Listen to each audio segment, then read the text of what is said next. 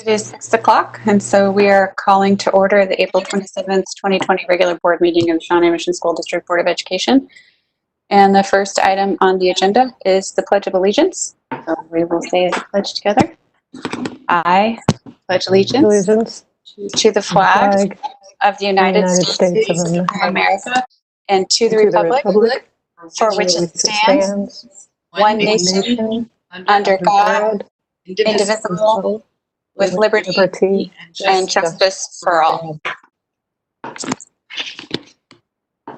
Moving on to item 1.3 is the adoption of the agenda. I'll seek a motion to adopt the agenda for this evening. So moved. Mrs. Goodburn. Thank you, Ms. Goodburn. Do I have a second? I'll second. Sinclair. Thank you, Dr. Sinclair. All those in favor, please say aye. Aye. Aye. Are there any opposed? Hearing none, it passes 7-0. Moving on to 1.4, approval of the minutes for special meeting April 13th, 2020. I'll seek a motion to approve. So moved. Is that Dr. Sinclair? Thank you. Second. Thank you, Mr. Stratton. All those in favor? Aye. Aye. Are there any opposed? No, passes unanimously. Moving to 1.5, approval of the minutes for the regular board meeting April 13th, 2020. Take a motion. So moved. Goodburn. Thank you, Ms. Goodburn. Is there a second? Hembry, second. Thank you, Ms. Hembry. All those in favor? Aye. Aye. Are there any opposed? Hearing none, 7-0. And then moving on to the approval of the minutes, item 1.6, the special meeting for April 23rd, 2020. I'll seek a motion to approve. So moved. Dr. Sinclair. Thank you, Dr. Sinclair. Is there a second? Second, Goodburn. Thank you, Ms. Goodburn. All those in favor, please say aye. Aye. Aye. Are there any opposed? None? Okay, that's 7-0 as well. And that kicks it over to Dr. Fulton for the superintendent report. Okay, well, good evening, everyone. Great to see you. And we're off to another wonderful week of learning here with our continuous learning process. So I want to start off with that. You know, we're halfway through this final quarter of the year. I know it's hard to imagine. And one thing, of course, that looks incredibly different than any of us could have imagined is the way in which learning has taken place. So I want to take a moment to talk with you about where we are several weeks into continuous learning. Our staff have done an absolutely fantastic job of working with our students and parents to continue making sure that children are engaged in learning. We're currently in the process of gathering feedback through thought exchange from students, parents, and staff. That initial push out is actually concluded, and I'll be talking about that a little bit more later on in the program. Through this feedback, we already know that responders have placed high value on having regular interactions with each other. And we're going to hear more later in this meeting about continuous learning and the academic work that's taking place, along with some of the social emotional. I also want to continue to encourage all of us to check in on and take care of one another. I also ask that you continue to have patience. Now, this is really a seismic event that we're going through as a community, as a nation, and as a world, and all of us deserve a measure of grace as we work to get better together in this process. We also want to express our deep gratitude for those that are taking care of those essential things that allow life to continue for the rest of us. To everyone who works in essential operations, we see you and the contributions that you make to our community, and we are really deeply grateful. And then finally, on continuous learning, I want to thank everyone for your patience on field use. You know, we tried really hard to keep fields open, and I want to thank all the people who did follow the guidelines. Unfortunately, we had a number of small and large groups who did not follow the guidelines, and thus for now, our fields are closed. We're going to monitor it and adjust as conditions permit, and we'll make sure and communicate any change in status to our community. Well, we have some very exciting news. As you know, I'm pleased to share with you that all of our Shawnee Mission high schools have been included on this year's list of best high schools published by U.S. News and World Report. Shawnee Mission East, Shawnee Mission North, Northwest, South, and West are all ranked among the top schools in Kansas and the nation. Shawnee Mission East, Shawnee Mission South, and Shawnee Mission Northwest were ranked among the top 25 in Kansas, with Shawnee Mission East named as the highest ranked non-selective school in the state. We continue our work to build upon success to create an even better future for each of our students. I just want to congratulate those high schools and all schools that feed into them, because it certainly is a team effort. One of the biggest and most important questions to arise in light of school closure is how we will recognize the class of 2020. These deserving students receive letters from their principals outlining graduation plans created in light of stay-at-home orders.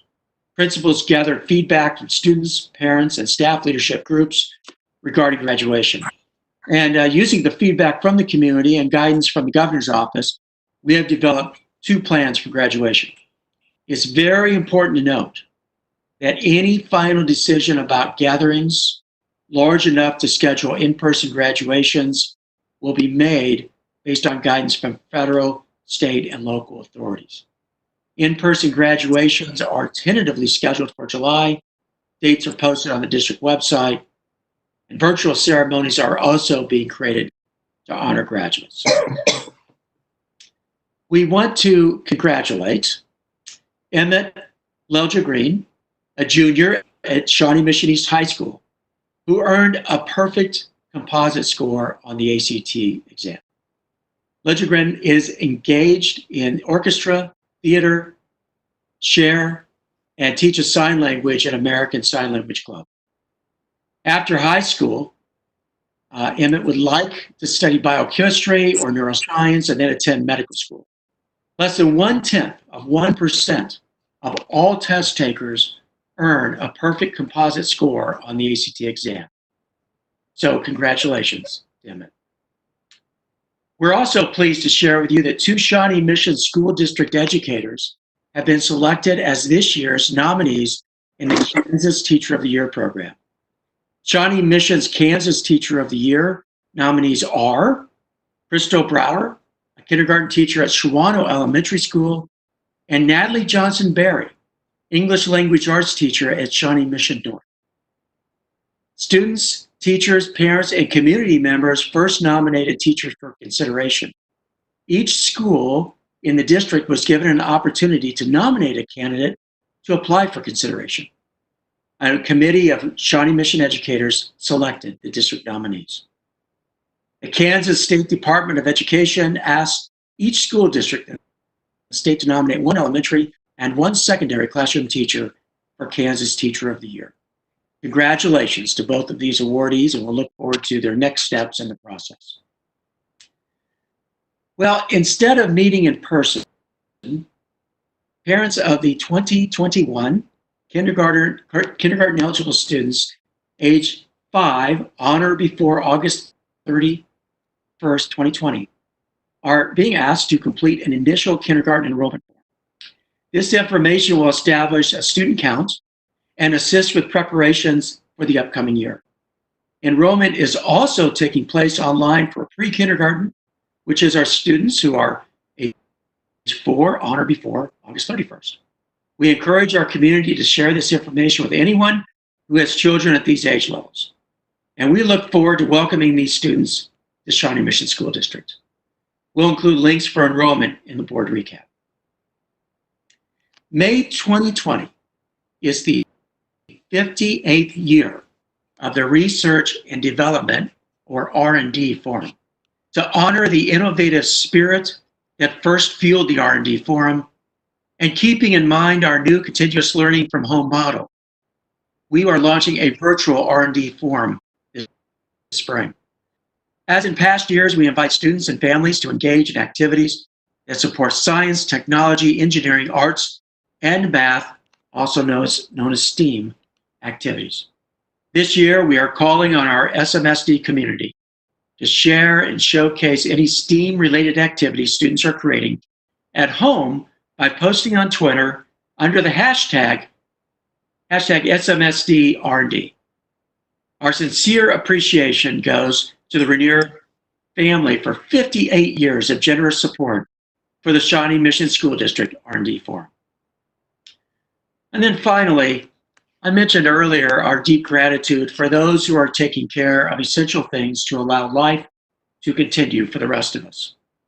I wanted to mention that May 1st is School Lunch Hero Day.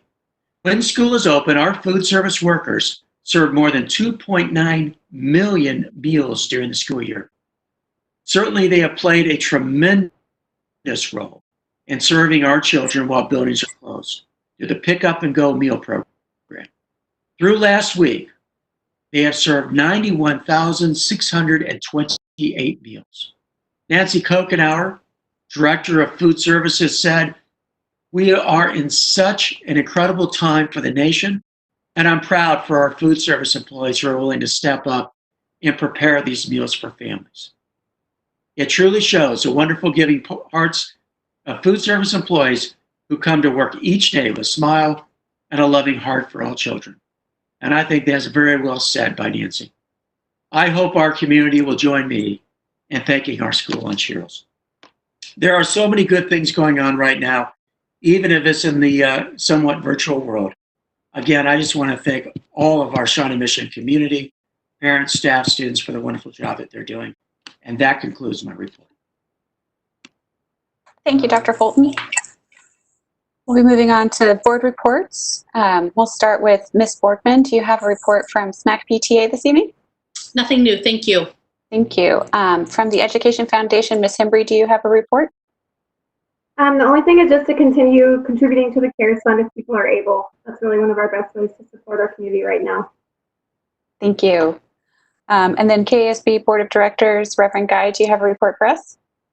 Just that KASB is now offering on Wednesdays a lunch and learn opportunity online, of course, from 12 to 12:45. So this is an ongoing opportunity every Wednesday. Any board member can, they ask you to pre-register so they can send out the link to you, and you'll have an opportunity to ask questions and hear what's going on in other districts around the state and learn from the KASB folks there about things they're seeing. So anytime you are available on Wednesday from 12 to 12:45, I encourage you to jump on and participate in that. That's all. Thank you. Dr. Sinclair, do you have a legislative liaison update for us? I don't, and I will defer to defer to Dr. Little for his legislative update later in the meeting. Thank you. Thank you. Ms. Goodburn with the Policy Review Committee, do you have an update for us this evening? We have action item 5.01 for you tonight, revised board policy JA for your consideration later in the meeting. Thank you. And then finally, the Finance and Facilities Committee just met for the first time. So Mr. Stratton, I believe you are the chair of that committee. Will you give us a report? Yes, be glad to. We were able to convene over the video last week, and we had a 2-hour meeting. The committee gathered for the first time, and we spent the 2 hours, spent a few minutes getting to know each other, and then Russ Knapp began the process of bringing us all up to speed on the process to develop the annual budget for the school district. And we talked about the timeline, which is fast approaching already for the next school year. We will be meeting again tomorrow at 2 o'clock, and all are welcome to sit in and view the meeting. It'll be available on the live stream, and we will continue the conversation about our annual operating fund annual budget process, and then we'll transition over to the capital projects timeline and begin to talk about that as well. And I'll turn to Dr. Sinclair if you want to add anything as one of my partners on this committee. Thank you, Mr. Stratton. The piece I'd like to add to that is the committee members were tasked with helping us facilitate a shared community understanding around school finance and the district budget. And so as Mr. Knapp was going through a kind of school finance overview, the task of the committee was to help identify what are those common questions and points maybe of that need clarification across our community to help us get to that level of common understanding. So I look forward to working with the committee, continuing to identify those questions, those key questions, and then brainstorming ways in which we can help answer that and continue to share more information with our community. Thank you both. Thank you. Looks like we're turning to item 2.3, the board financial report. I think, Dr. Fulton, do you want to introduce Mr. Knapp?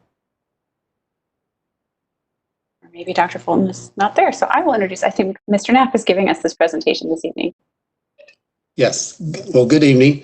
I've got two items on for board financial reports. The first one is our normal financial reports through the month of March. So what that means is a lot of the expenses that you see on the financial report are actually services that are performed through February, March. So it's still reflecting kind of the pre-COVID time period. So from here on out, April, May, June, we'll start getting invoices for those services. So we'll see how our utilities, if we have some more additional savings due to the buildings being closed down, which I would anticipate. As you remember from prior months, our student transportation and our utilities were tracking well under budget. So we'll see if we can add to that for the remaining 3 months. That's all I had on the financial report. So I'll pause there to see if you do have any questions on the financial report. Okay. So this next slide, there you go. Thank you, Drew. We wanted to, you're probably already well aware of the numbers that the consensus revenue estimate group has come out with. And that's the group that estimates or puts an estimate to the Kansas state revenues in November and in April. So they do it twice a year. The state legislators use that to develop the state budget. So they most recently met April 20th, and they came out and said with their new estimates that for fiscal year 20, which we have 3 months to go, they're going to lose $826 million. And then for fiscal year 21, they anticipated losing $445 million for a total of $1.3 billion from this point through June 30th of 2021. And so we just kind of wanted to kind of give you an understanding of why we keep saying balances are important. At the state level, they anticipated having ending balances of $926 million, or 12.2% of their total general fund operating expenses.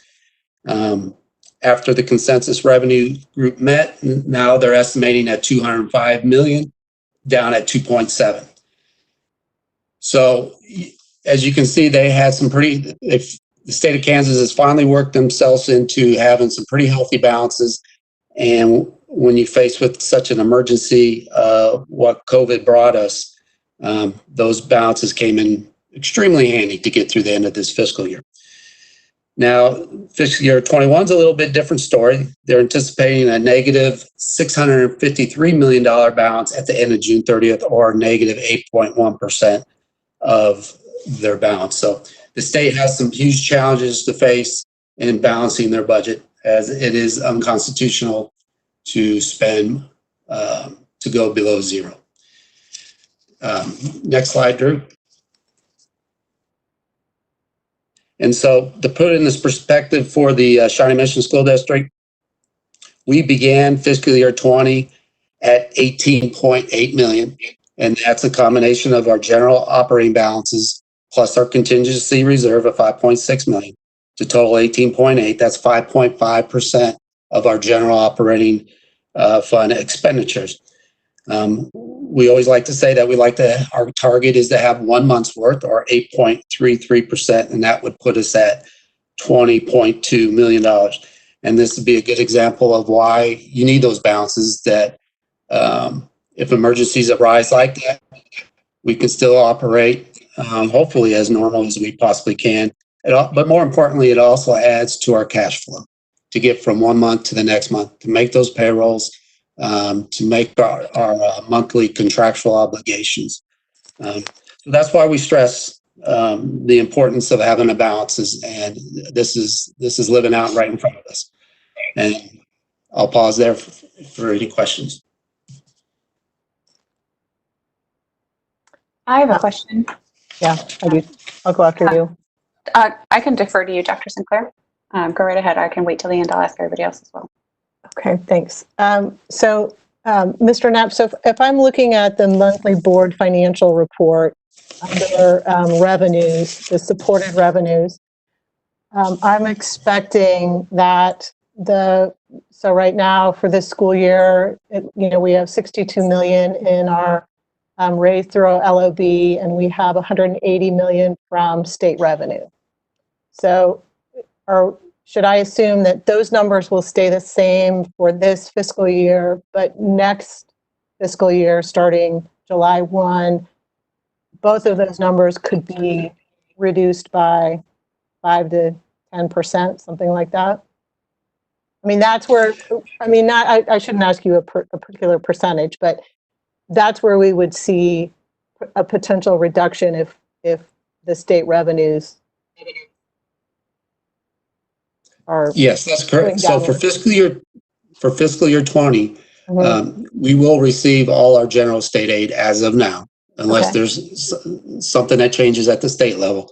That was part of the waiver that we agreed to, that if you agree to those guidelines, then they'll continue to pay your general state aid. We will get our local option budget taxes for fiscal year 20. Okay. The only area that we probably will see a decline is in the special education reimbursement, but that's also because we're going to have a decrease in our expenses because it's a reimbursement. So you got a little less expenses, you're going to get a little less revenue. But yes, to your point, it would be most likely fiscal year 21 next year where we'll see any reductions in revenues. Okay, so it'll be in that second and third line under the monthly board financial report. Those revenues will be. Yeah, it'll be under lower. State revenue is where it would be lower. Our LOB will be what it is, whatever, when we approve the budget in August, we'll get those in that local revenue. Okay. Thank you. Yes. Are there any other board members that have questions? I'm trying to see all your faces to see if anyone has a hand up. Okay. Hearing none, I'm going to ask my question. I know we were going to receive some federal funds as part of the COVID relief package that was passed. Have we learned what the restrictions are with those dollars yet, or when will we learn what those restrictions are? The initial email from the state just came out this past Friday. They estimated that we would receive $2.6 million in federal. They used the Title I criteria to determine that dollar amount, but then they also had some additional guidelines on how that is to be spent. It seems like it's more driven towards COVID response type expenditures. So I'm not sure how much leeway it will provide us, or usefulness it will provide us to do our daily operating, to cover our operating costs. And I also deferred back to Dr. Fulton or Dr. Atha if they had any comments on that. Yeah, the guidelines are going to be released, we hope, and KSD is going to take all of the school district expenses are and are not allowed. We've been provided our allotment, but we still are going to need additional guidance on exactly how we can spend those dollars. You're breaking up just a little bit, Dr. Fulton, as an FYI. Okay. I think Try you got from your calling. Yeah, maybe so.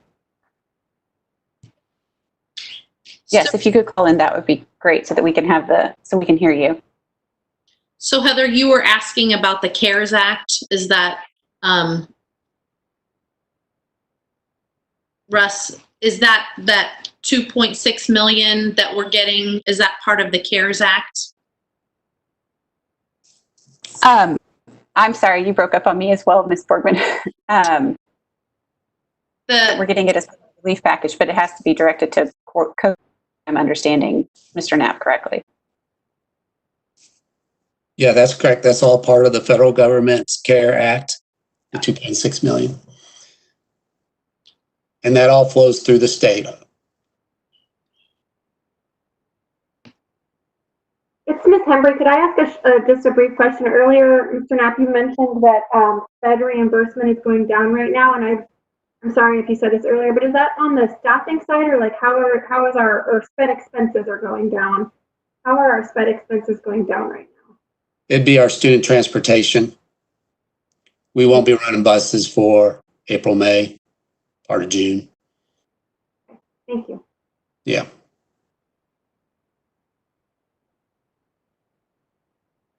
I was hoping to get Dr. Fulton back on so we could hear what he had to say, but Reverend Guy, you have a question?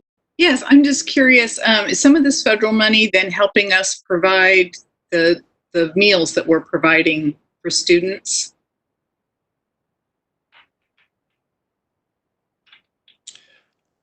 I don't know how to answer that at this time because I'm not sure what the specific guidelines are. They were just preliminary, so we really haven't got the most specific what we can use that money for. So I'm not sure I can answer that at this time. So right now, what are we drawing from to pay for those meals? I think that's USDA funds, Reverend Guy. Okay. I'll let Dr. Fulton clarify if he heard that. I think I saw him back. Yes, those are federal funds through the USD program. It's called the Summer Lunch Program is what we get reimbursed from the feds on those meals that are served. That's correct. Does anyone have any further questions? Your access code or meeting number followed by pound.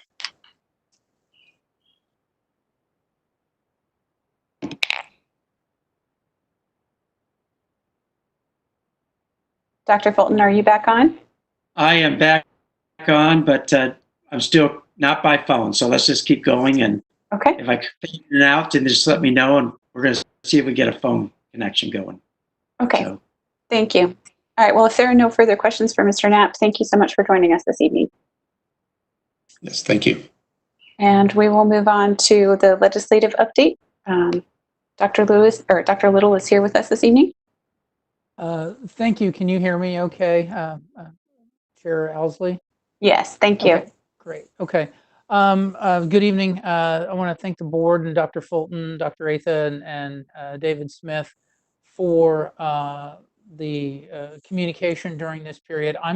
You have a written report from me. It should be posted online, if not now, by tomorrow. And I'm going to talk a bit about some of the dealing with some of the kind of uncertainty and issues that are big picture, but also how they're going to relate to K-12 education that are happening in Topeka right now. I'll be happy to answer any questions. I'm going to hit the highlights, be respectful of your time, and can dive in deeper whenever you have any specific questions. Russ mentioned, first of all, I'd talk a couple of the events that just happened within the last week. The consensus revenue estimates, Mr. Knapp did a fine job of explaining what essentially we have looking over 2 years is a $650 million budget hole that will have to be fixed somehow. A couple of things that I would mention just off of that in particular, on the negative side, these revenue estimates also do not include local city and county sales tax fall off. That's a big portion of what the state is losing in revenue. And so, for example, our local city and county sales tax portions are not included in that amount as well. And as we know, those being impacted in the same way that the state is, so local governments are having to make some of those same kind of choices. We will get new revenue estimates in November. By November, there is a sense of we'll have some idea of the scope and scale of how the economy is opening back up again. We likely will resolve some of the issues about how federal dollars can be spent, particularly upcoming dollars, and how they may fill a budget hole going forward. So we're going to kind of move along here through the November to get to the next round of estimates and see what's going on. Of course, the situation could be not have improved, but if it is, we'll get another snapshot in 6 months. The Legislative Coordinating Council, the leadership of the legislature, met last week as well and made the determination that to not begin the wrap-up legislative session today, when it was supposed to begin. Sometime before the 6th of May, they will return and make a decision about when the legislature will reconvene. So they're going to need to reconvene sometime after the Legislative Coordinating Council makes a decision, and they'll have until May the 21st, which is sine die, the last day of the legislative session. So they're going to have a fairly narrow window, but they will. Certainly seemed like the consensus of the LCC and the budget committees that met on Thursday and Friday are that they will be coming back. We're either going to have a short session that's going to be focused on relief, on managing this crisis, managing revenue, making some decisions about budgets, perhaps, those kinds of things. And so the legislature may come back for a short amount of time. They may come back for a lengthy amount of time, which means we'll get a big, broad discussion of a whole bunch of issues and policy issues that are still out there.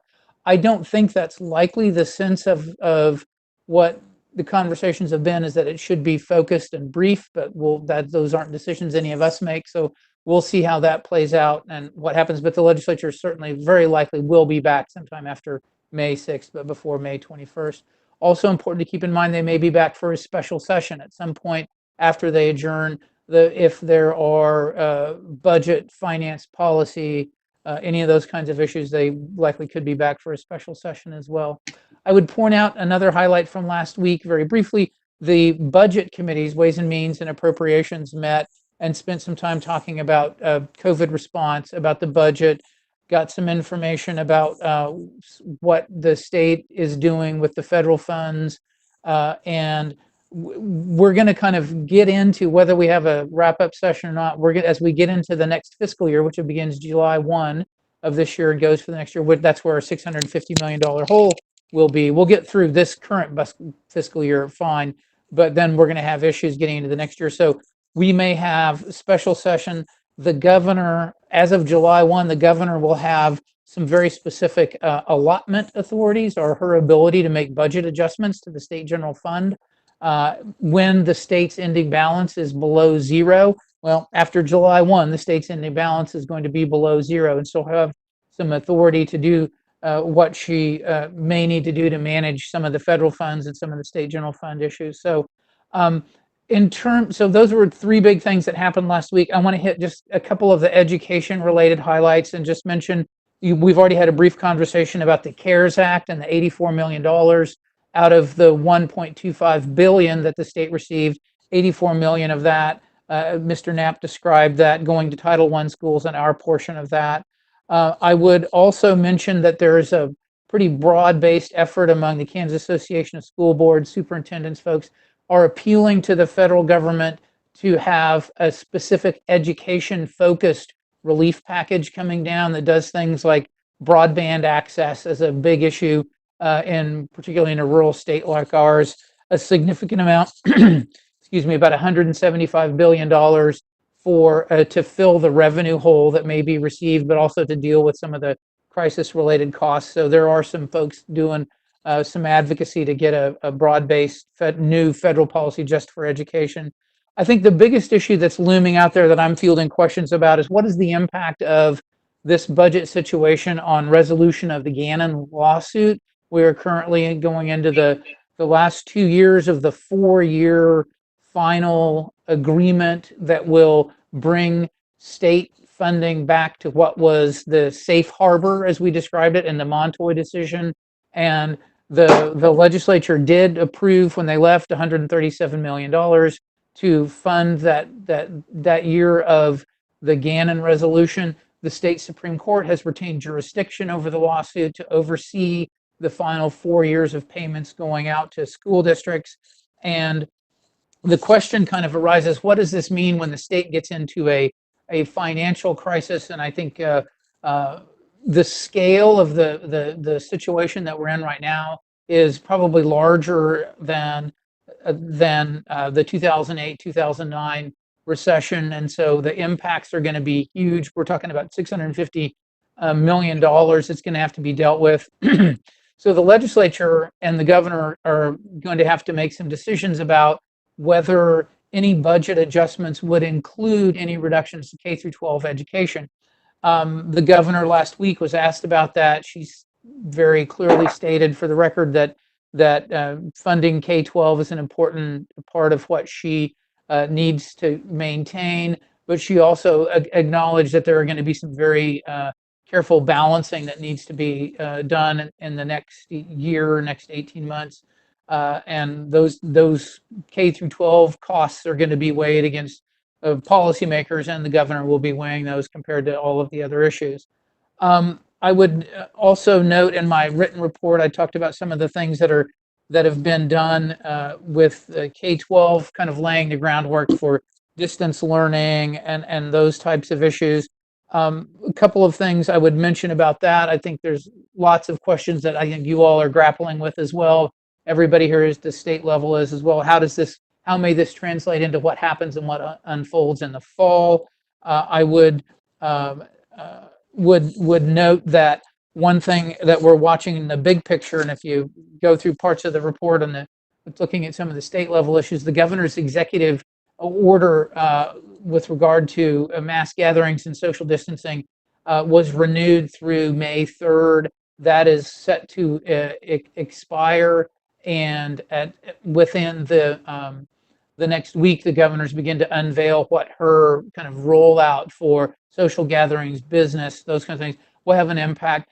What is going to happen of note is that local counties are still going to retain their authority and ability to have a wide range of powers through their public health department and county government to regulate social gathering and social distancing. In fact, even we'll have the authority to close schools again, as we kind of did as we moved in. So local county government's going to have a tremendous amount of authority even after the governor's statewide executive order goes away.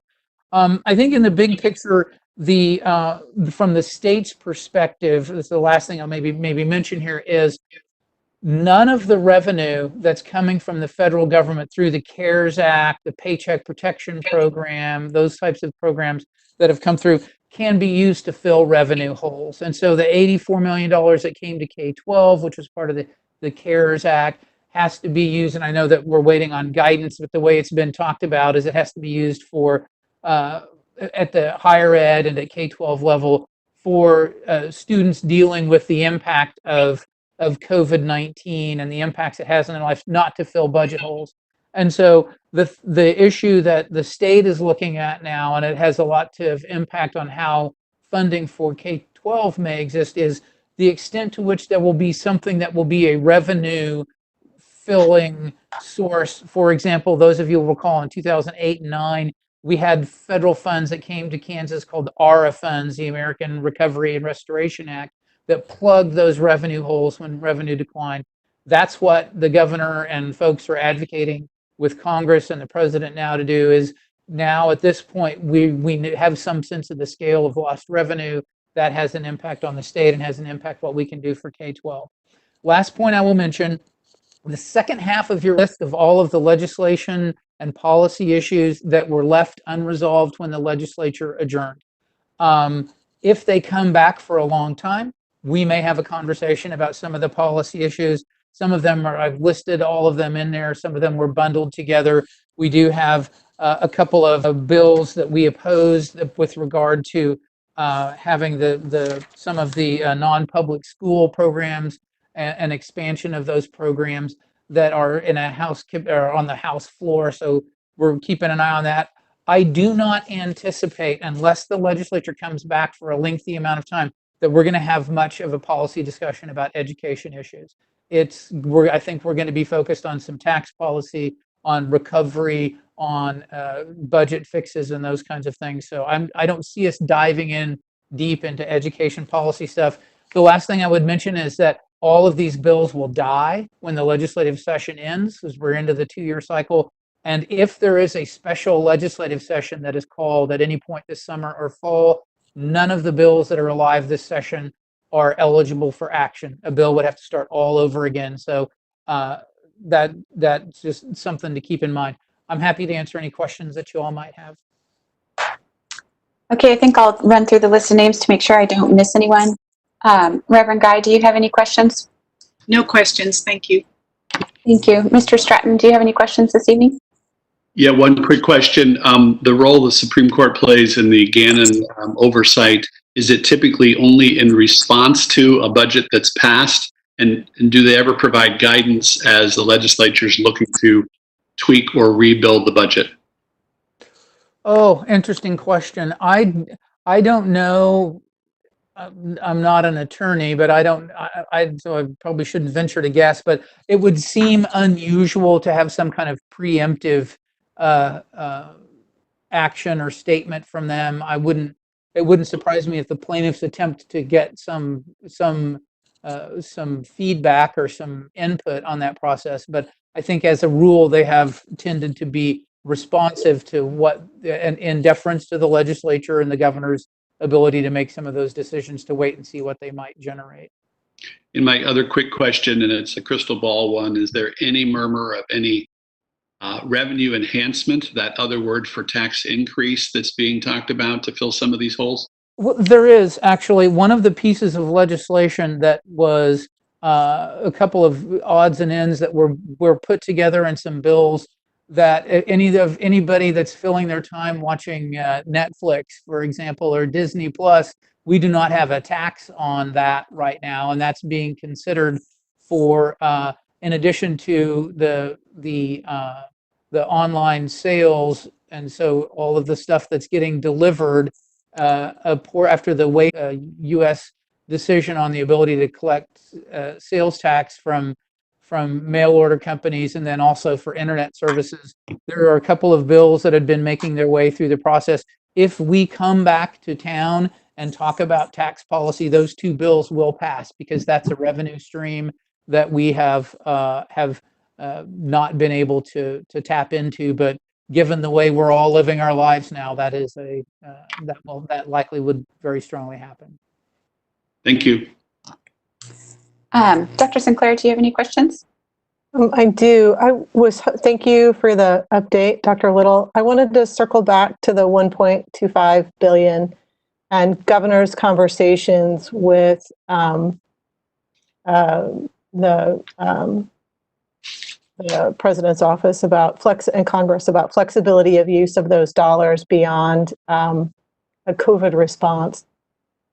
So one of the conversations has been, can those dollars be used with more flexibility to supplant? So I'm just trying to get a sense of scale of the 1.25 billion.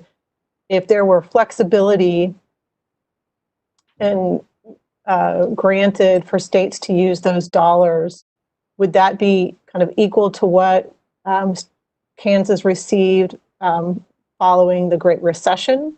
Or would that dollar amount be closer if there were another round of dollars that were allocated to states for supplanting the loss in revenue? That makes sense? Yeah, no, I get it. I would hesitate, and they're not. I do not believe they're going to be the federal government is going to change the guidelines for the CARES Act. I think it's going to have to be something new and additional coming out. A fourth package, I think, as people are describing it potentially.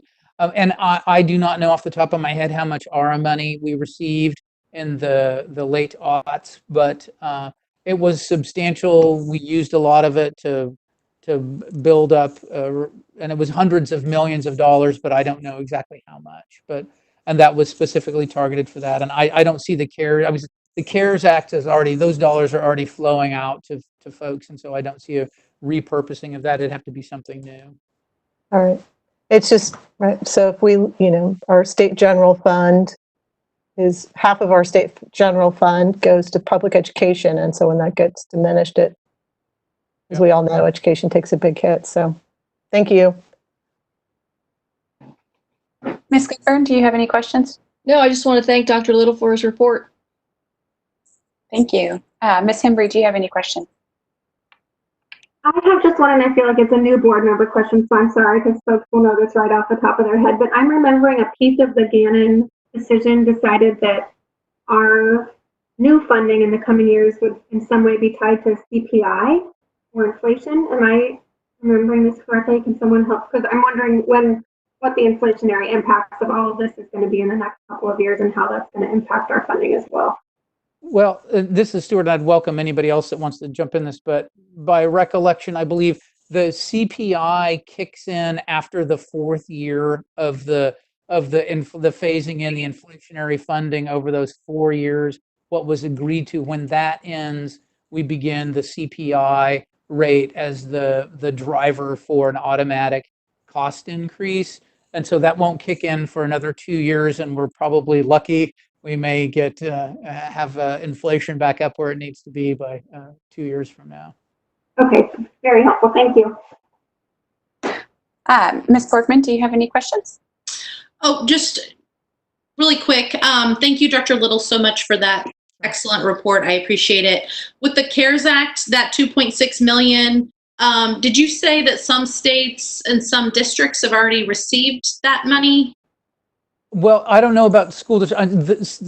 There's about 350 million of it is for healthcare providers, and that money's going out. I know there have been the higher ed's getting about $120 million, and I think some of that's beginning to flow or is in the process. So I don't know that we've, to the extent, I think most folks are roughly in the same situation we're in. Within the last week or week and a half, guidance from the federal government has come down in terms of what you can do with that, and then the dollars are starting to go out. I believe Johnson and Sedgwick County is the two local government entities over 500,000 in population have received their money, I believe. I think Johnson County's getting like 110 million and Sedgwick's getting 100 million. So it's just now going out. I don't, that doesn't mean that checks landed for our portion of the K-12 stuff. Yeah. And thanks for the great clarification on and how that we will be protected for this fiscal year, but next it could look different. Am I understanding that correctly? Yeah, I wouldn't be surprised if we come back and do some budget. They may try to trim up the budget a little bit to save a little more money to carry. That means there's just less to deal with next year, but I don't know what that looks like. The governor presented a governor's budget amendment to the budget committees last week. Larry Campbell, the budget director, and he said, I've got 2 more on the way. So there are some budget changes being made as we speak. So. Thank you so much. I appreciate it. And I'll ask my follow-up. Dr. Little, do you know, did they put any anticipation into whether or not the CRE included forecasts for a second or third wave and how that would impact state revenue? Or is this just based off of the economic activity that's occurred during the first wave? Chris Courtwright, who's the economist for the state and is on the consensus revenue group, told the budget committees on Friday that they had looked at and considered a variety of whether we're going to have a W or a V or an L-shaped recovery and what that would look like. And he said that in their discussions, I'm kind of going from memory here, but he did articulate there was some anticipation that there would be a second wave at some point, either in the fall or in the spring, sometime over that period. I don't know to the extent that had an impact on their financial calculations, but that was something that he did say they had conversations about. I guess what I'm asking is, could it get worse, or are we dealing with what they believe to be like the worst case scenario with the revenue? Well, I think couple of things. I think a lot of there's going to be a lot of dynamics, particularly because the large numbers of people on unemployment insurance, the demands that are going to be made on the social system and the social services system capacity to address that number of people with probably a fairly high level of need. That there will likely be a couple things that were considered that he described as well. For example, car sales are way down, obviously, because no one's out going around and shopping. But to what extent will large durable purchases be delayed for a while as everybody tries to see how things are playing out? And then I think last in that calculation, I believe the same afternoon that the consensus revenue estimators were estimating state income was the same afternoon that the price of oil plummeted. And I'm not even sure that got factored into the calculations in terms of how much oil and gas revenue may be lost because of what's happened with the global slowdown and the impact. So I'm I'm hoping to be optimistic, but I think, and Chris said this to the budget committees as well. You know, we're going to have to see how we roll out of this thing in July, August, see if schools start back up, folks go back to college, those kind of things. We'll see how things are looking. So, Thank you. Sorry, I asked you to have a crystal ball. no, that's well, that's what we're all doing these days, trying to figure this out. I know. Well, thank you for joining us tonight. Does anyone have any final questions before we move on? Okay, hearing none. Thank you, Dr. Little. Thank you. Good luck. We may need it. All right, so moving on to 2.5. This is the approval to suspend board policy BCBI public participation for the April 27th Board of Education meeting. So this is for tonight's board meeting.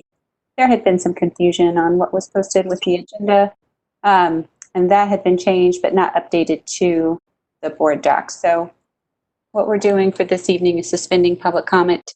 We will continue to do our best to make sure you can follow the discussion during the meeting. Board members are announcing their name, or I will introduce their name, make sure it's clear who's speaking. We'll clearly state the motion prior to each vote. We will roll call each vote or make sure it's identified that it's been unanimous so listeners will hear each board member clearly. With regard to the agenda materials discussed during the meeting, those can be accessed on the district website. And for some additional information, we are still continuing to look at opening up public comment, but IT has been tech support for our 27,000 students, and so it is likely that we will not be able to get this up and running for public comment until probably the beginning of June, which may or may not, if we're lucky, be when we're also able to return to in-person public meetings. So if we are not able to return to in-person public meetings, IT should be able to get this up and going for us, hopefully looking at June. So with that being said, I will make a motion to seek approval for 2.05 to suspend board policy BCBI for this evening's meeting. Second. Well, I need the motion first, Mr. Stratton. Oh, I'll make the motion. Mrs. Sinclair? Sorry. Thank you, Dr. Sinclair. And so now, Brad, do you want to make that second? glad to second. Thank you. All those in favor, please say aye. Aye. Aye. If there are any opposed, please say nay. Nay. Ms. Embry, was that Ms. Embry, was that your nay? That was me. Yep. Okay, so that's 6-1. Motion passes.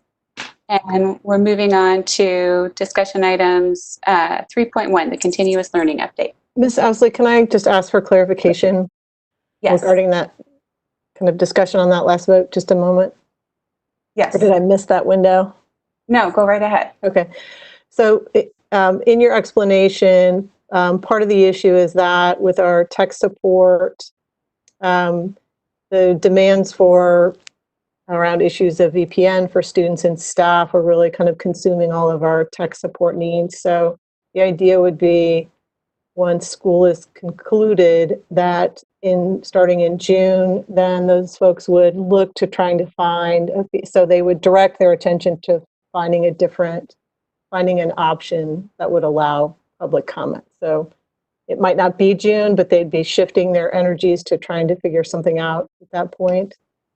Yes, and I'm sorry, my connection is breaking up, so I think I heard everything that you said. Okay. It's my understanding that everyone is pretty focused on making sure our infrastructure is working to deliver learning. We have looked at some other models that are by other municipalities, but right now we're looking to figure out what's a workable solution and hoping to turn to that next month. So the goal is to have public comment and to return to that. It's a logistical challenge that we're experiencing right now. Really, that's kind of getting in our way. Yes. Yeah. Okay. Thank you. And I'm hopefully, can you hear me at this point? Uh-huh. Am I coming in? Okay, good. Yeah, we'll work diligently to find solutions to public comment. At the moment, a number of the Johnson County districts are not engaged in public comment, and it's not a matter of not wanting to. It's a function of being able to logistically pull it off And we've got a lot coming at us right now. So we're trying to get the essential things done. That is essential as well. I understand that. That's our goal, to get it up and running, but we need just a little bit more time to figure it out. And hopefully we'll begin to come back at least at partial in-person meetings, if not in whole, before too long. And that would be very helpful. But we'll work on a solution. Ms. Great. Elson. Yes, Ms. Borgman. I appreciate Jessica's dissenting vote, and I understand where she's coming from. I know that, this is a special district in that, our community members really feel like they have a stake and ownership in our district, and they want that opportunity to, have a voice, a public voice. And I guess my question is, I appreciate the fact that we are putting our priorities to kids and helping to make sure that kids have every opportunity to learn from home. And I know that, the IT team has done a phenomenal job of working to ensure that all children have that, capacity and ability to learn from home. I'm just wondering, are there some other ways, you and I had discussed possibly looking at a model like the city of Shawnee, where people could go to the CAA and make a comment there or something. I just am wondering if there's a little workaround that we could perhaps look into, for the time being, that would not, put such a strain and a burden on the IT department, but would also give our community an opportunity to, have a public voice. Yeah, and I will bat that over to Dr. Fulton if he can respond to that. I can respond to it in part. All I can say is this: we will do our best to get the public comment as quickly as we can. I will tell you right now, our time is consumed not just with dealing with the moment of what we're dealing with right now, the challenge of working remotely across all staff members, but also we're trying to build contingencies for what happens in the fall. So we've got a lot on our plate in terms of trying to just get the basics done, so we're not dropping the ball on the learning side of it, both now and going forward. So we'll talk about it as a team and see what we can put together in ways that are reasonable, maintain personal distancing that's safe, and allow us to do this in a relatively efficient way. I'll leave it at that. Yeah. And Jessica, I appreciate your sentiment too. I just wanted, I'm not one to do it. yeah. I just think hearkening to the earlier conversation about this maybe being a W and a second wave and a third wave, it's time well spent to invest in an opportunity to receive public comment. And it's time that, if we have snow days that we have to do virtual board meetings, I just don't want us to get so close to a point where we're saying it's June and this will all be over soon and maybe we don't need to develop a strategy for this. I just think it's worth investing in a solution for this now. Okay. Well, I can explore options that are doable by our team. I'll do my very best. Thank you. Were there any other comments? Okay. I'm sorry, my feed is breaking up pretty bad, so I'm having a little bit of trouble hearing everybody. But thank you, everyone, for your comments. I know I had looked at some of the models, and I do like how this has their setup, but I'm also hopeful that we will have our attention on this soon. And I know that we don't want to keep pushing it off, but Yeah. hopefully by June, we're either going to have the public comment situation addressed or we'll be back in person with in-person meetings. That might be overly optimistic to think that we'll be back in person. But we'll continue to vote on this issue at each meeting so we can continue to have the discussion at each meeting. Okay, so I think I will move on to 3.1, the continuous learning update. Yes. Well, first of all, thank you for your work as a board. It's difficult, as we know. We're having challenges tonight with technology, and we'll speak to that a little bit during the course of this presentation. And if I can, I think I can see the slideshow. Okay, let's go on to the next slide, please. All right, I'm only getting part of this slide, so let me adjust my screen just a little bit here, okay? So I can stay right with you. As you know, our focus is on students and their learning. And we've made an absolute commitment to making sure that every child has a personalized learning plan that prepares them to be college and career ready and ensures they have the interpersonal skills they need for life success. That is easy to say. It is a challenge to meet, especially when you talk about 27,000 children, each with their own unique needs. And as we're seeing in this time right now, the idea of designing instruction so it's customized to meet the needs of every child is a challenge worth undertaking, but it's a challenge nonetheless.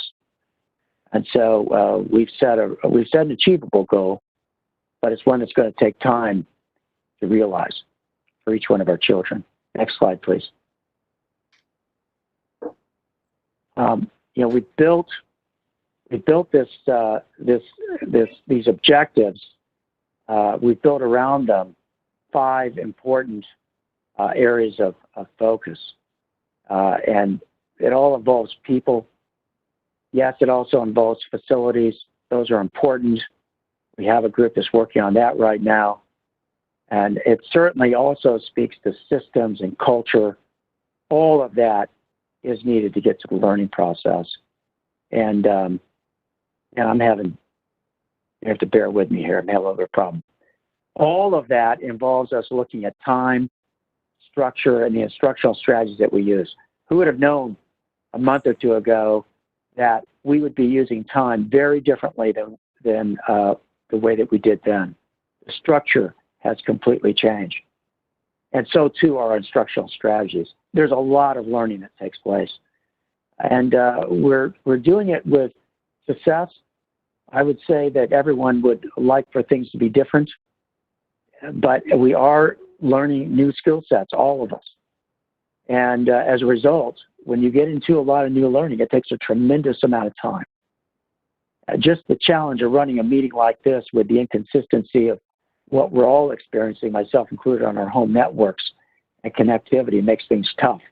And we're dealing with that every day, all day long, as I know the world is, as they're trying to juggle work and helping their kids with school. It's rather a daunting challenge for everybody. Next slide, please. So when we developed our continuous learning plan with the state, we really focused on making sure that we focused on these 3 objectives. We wanted to make sure and focus on the priority standards. Now, what are priority standards? Priority standards is that learning that is foundational to a child's future success. And those priority standards build on each other year after year. So there are mathematical concepts, applications and language, and so on that are absolutely foundational to college and career readiness. The priority standards are those foundational building blocks that matter most. We focused on those priority standards because you can't do everything in the same way when you're not meeting face-to-face with students. The challenge that school districts across the country are going to face next year is, are we going to go back into school as things existed in the past? Are we going to go into a hybrid model with some online and some at home? Are we going to go entirely online? No one knows the answer to that yet. And we also don't know whether that's going to sustain throughout the entire school year. That's why it's really important for us to get focused, have absolute laser-like focus on the priority standards, because those are the things we must do in order to make sure our children are ready for their future. And then as we go through this, we get an opportunity to really work with children on the notion of learning matters. It matters for them personally. To the greatest extent that they can really engage in meaningful learning, get feedback on a timely basis, and continue that continuous learning loop for them, the better off they will be. So lots of heavy lifting, not just this spring, but as we design what next year looks like. Next slide, please. We have committed, not just through the continuous learning plan, but when we developed our strategic plan and adopted it as a board, as a community, to make sure that we went into a continuous improvement mode.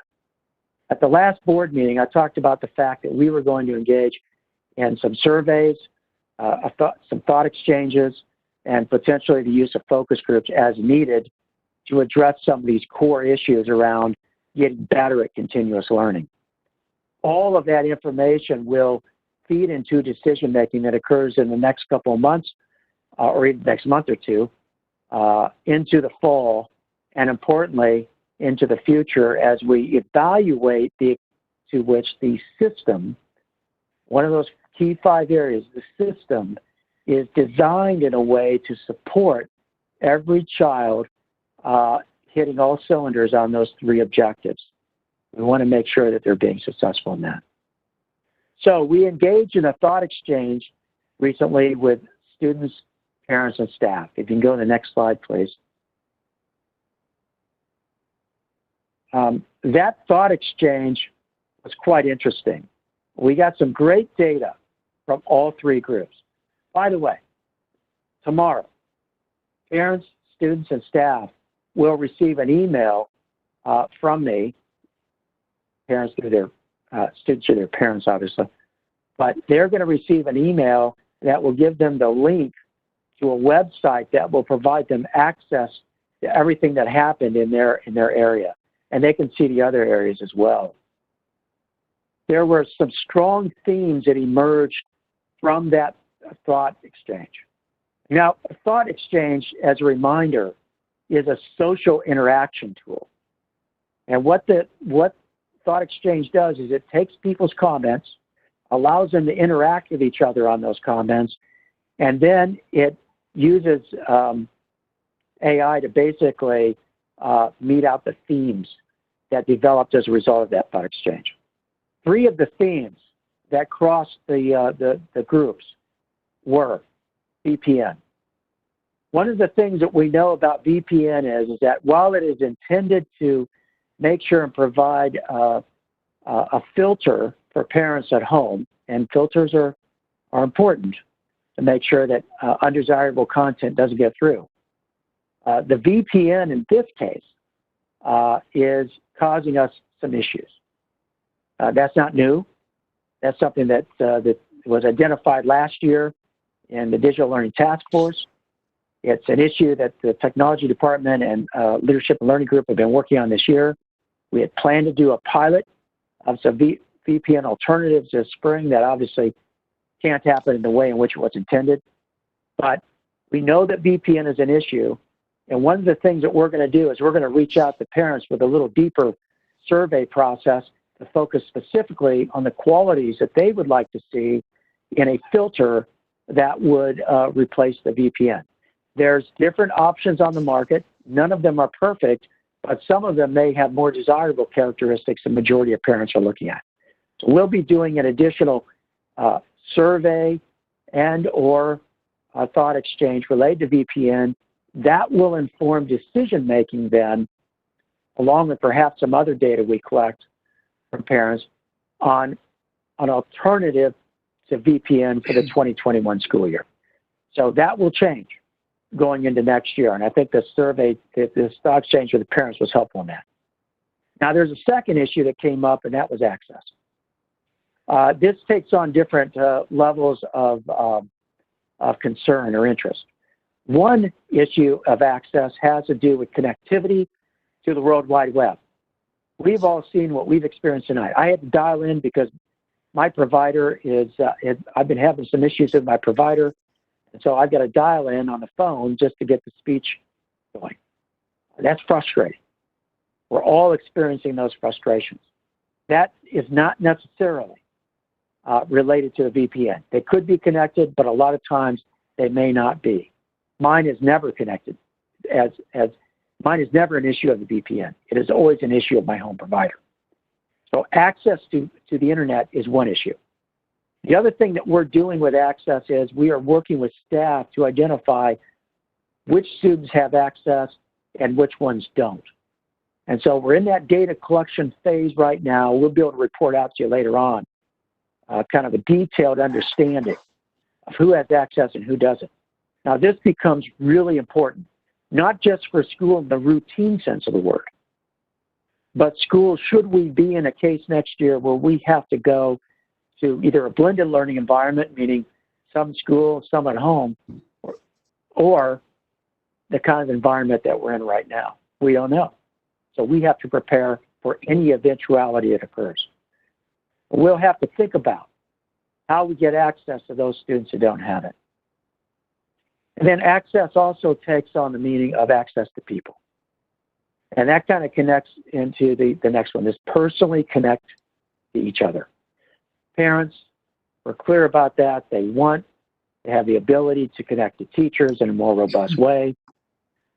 Teachers are the same. They want to be able to connect in more effective ways with their students. The online environment has some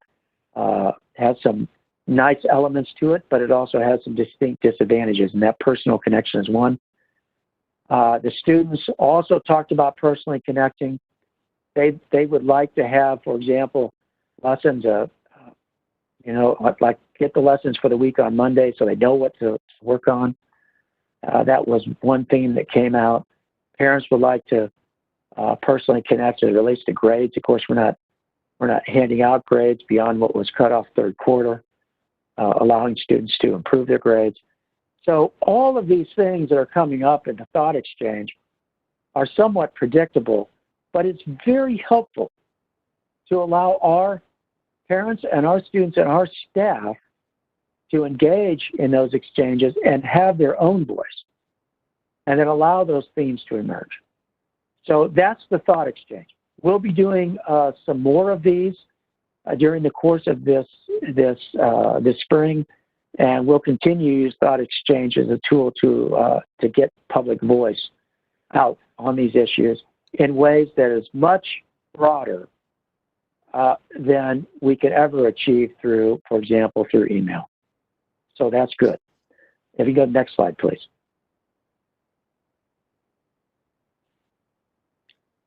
Thank you, Okay, Dr. now, Fulton. We have, this, yep, go ahead, Ed. I'm sorry. Thank you, Dr. Fulton. I'd like to ask Dr. John McKinney, our Director of Student and Family Services, to speak on the next two slides in relation to Panorama Social Emotional Learning Platform. Good evening, all, and thank you for the opportunity to speak briefly about Panorama Social Emotional Learning Survey. Of course, we've always known that social emotional learning was important. Not only are SEL competencies correlated with academic achievement, improved attendance, and reduced discipline, it's also a required part of the Kansas curricular standards. And from a practical boots on the ground perspective, we know that kids can't learn or achieve at the levels they're capable of if their social and emotional needs haven't been met. We need to address Maslow before students can bloom. The Panorama Survey gives us the ability to measure key SEL competencies, and this enables buildings to establish baseline data and develop building-based goals, initiatives, and areas of focus. In the same way we measure academic areas of need and concern and focus our efforts toward addressing them, Panorama allows us to do the same thing with social emotional competencies. Slide, please. With the unprecedented changes all of us are experiencing, the need to systematically measure and address social emotional learning has never been more important. In 2021, we hope to build on the foundation we established and focus even more attention on the connection between social emotional competencies and overall student wellness. Thank you.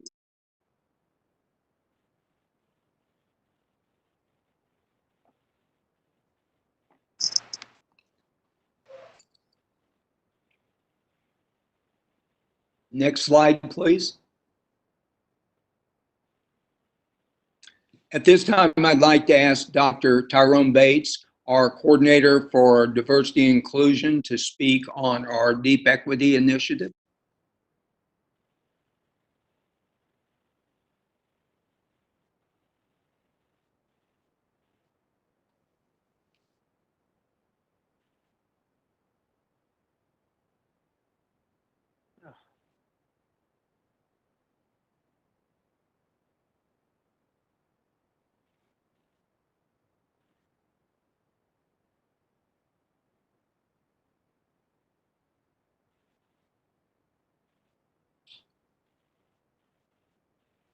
Dr. Bates with us?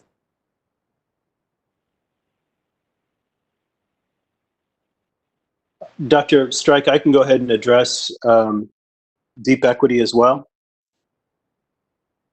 Yes, please jump in, Dr. McKinney. I'm sorry, we must be having technical difficulties. No problem at all. Thank you again for the opportunity. You know, we just completed our first year of deep equity training, or we're in the process of completing our first year of deep equity training, wherein we've had, yeah, Dr. Bates, John McKinney, please go ahead. I was just getting started on that first slide. Okay, I was talking, but I had went halfway through. I'm sorry. Well, thank you for the opportunity. Thank you, Dr. Strike. And thank you, board, for the opportunity to share about our deep equity and inclusion work. As much as I'd love to be there in person for my first public address to the board, obviously our unique circumstances prevent me from doing so.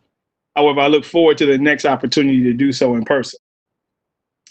Deep equity is our product provided by our contracted vendor, Corwin, which allows us to equitably and efficiently provide some systemic professional development for our staff around personnel, professional, and organizational transformation necessary to ensure all students have equitable access to our school system.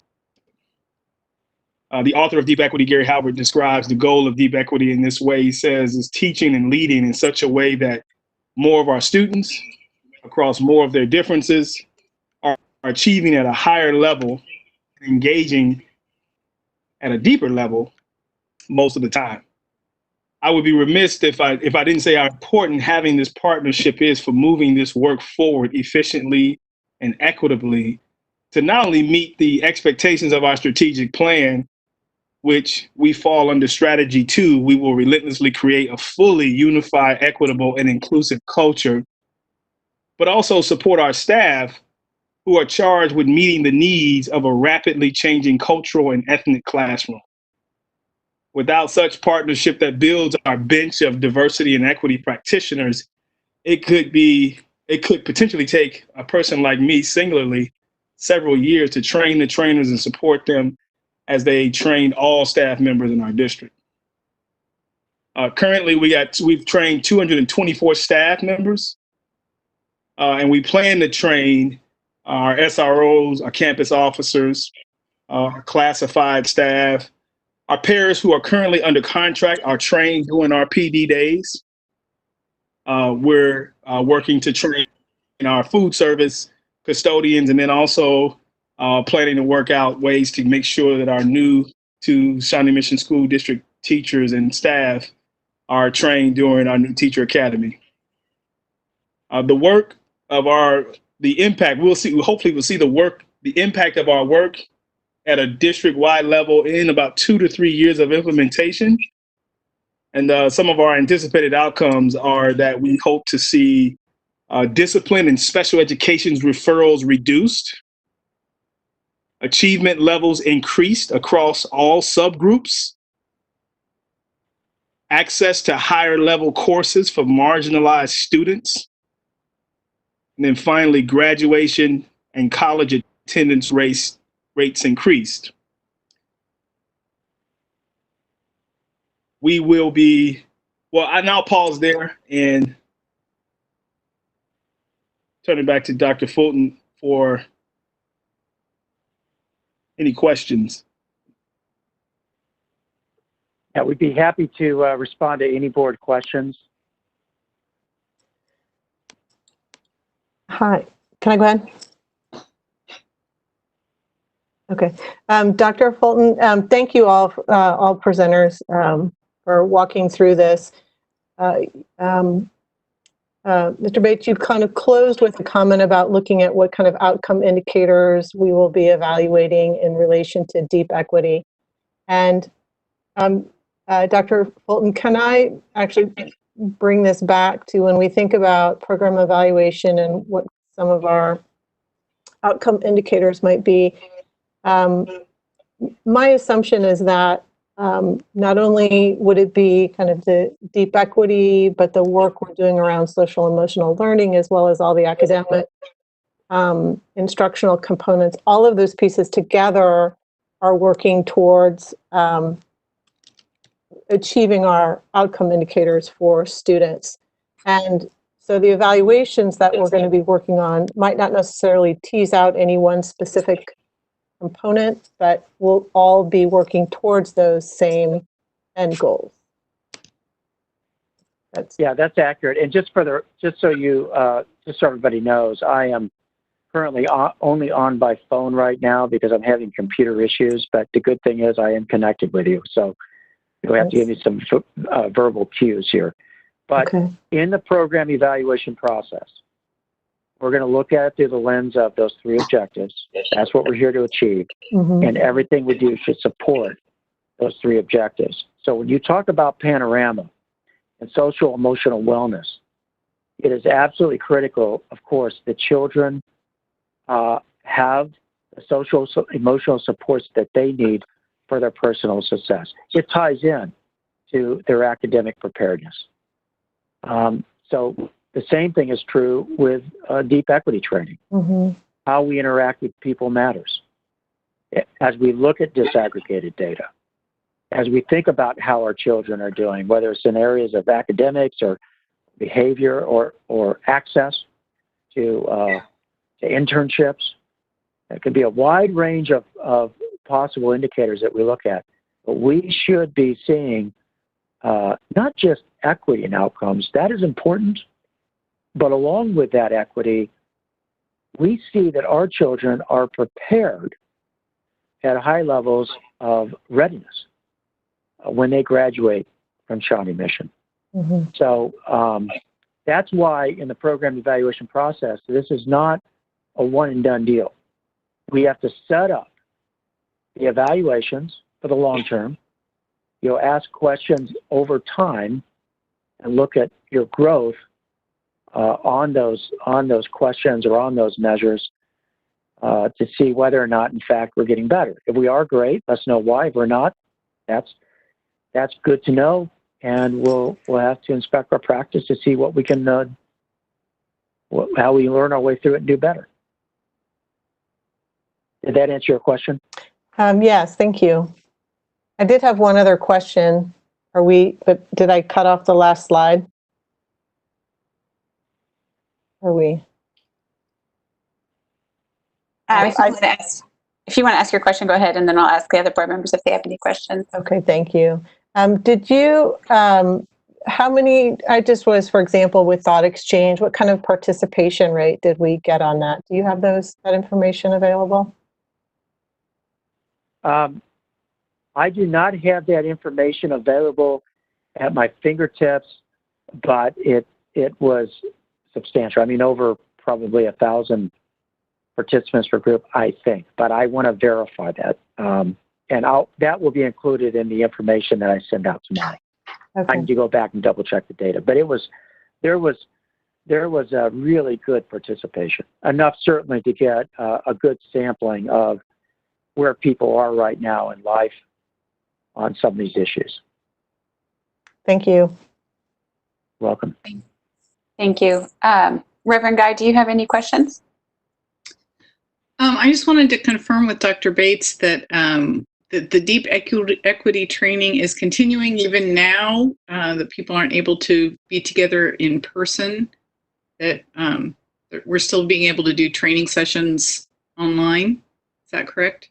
That's correct. That's correct. We have a training call set up with Corwin on May 7th to plan how that virtual training will look on June 1st, which is our last contracted day for the trainer model for this year. And so is next year when we plan to have all staff trained. This year was just training trainers, and then next year is the entire staff will be trained. Is that the plan? By the end of year 3, we should have everyone in our system trained.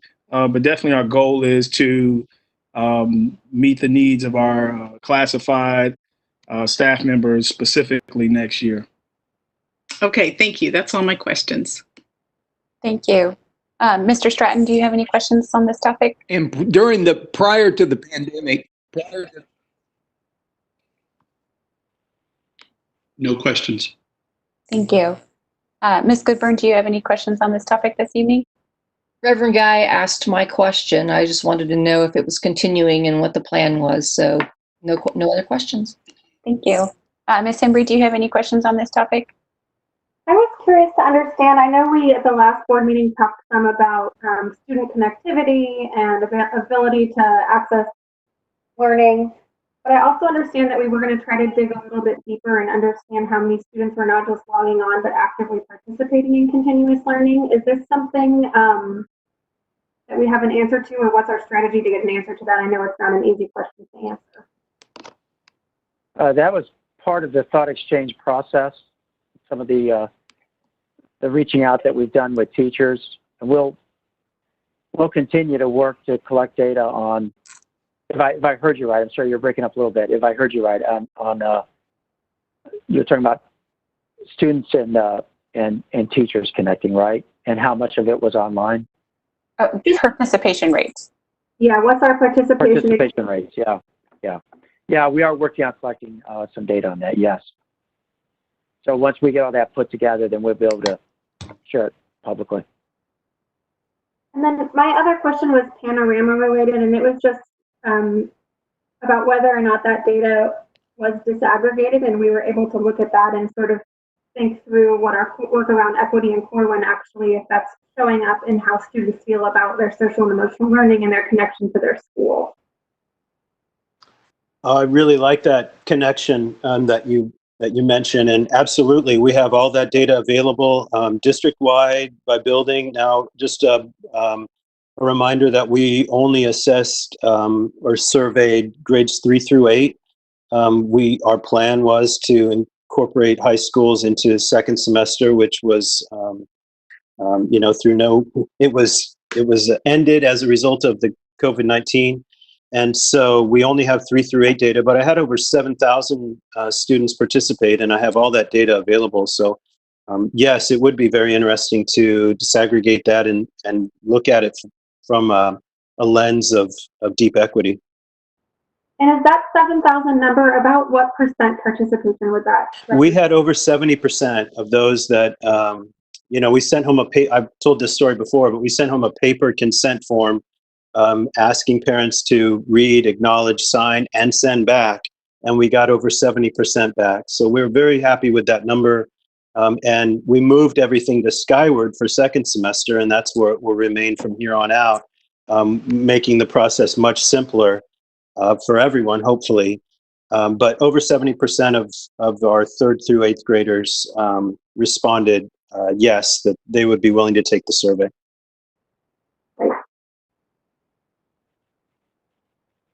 Thank you. Okay. Ms. Borgman, do you have any questions on this topic this evening? Yeah, I do actually. I have a few. First of all, I just wanted to say welcome, Dr. Bates. I am sorry that your first meeting with us has to be via WebEx, but we're so glad to have you on board, and it's great to hear your voice, and I hope you and your family are doing well.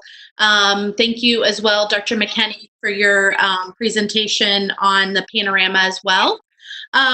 So equity and social emotional learning are probably two of the things that with this pandemic that have kind of kept me up at night thinking about students in our district. And, specifically as it relates to distance learning, I am, as many of us are, worried about that achievement gap and that achievement gap widening.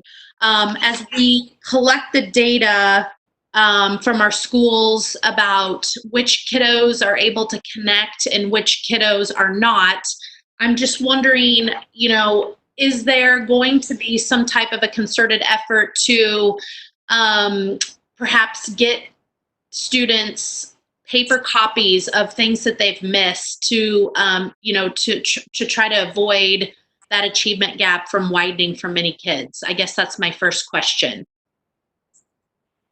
Or is there a strategy in place that we have for kids that don't have connectivity issues, that maybe don't have parents that are engaged right now? Those are some big questions. We're right now, and I'll start it and then invite the team members to jump in. I mean, right now our focus is on understanding, doing the best that we can to connect with each of our students in the context with which they're living.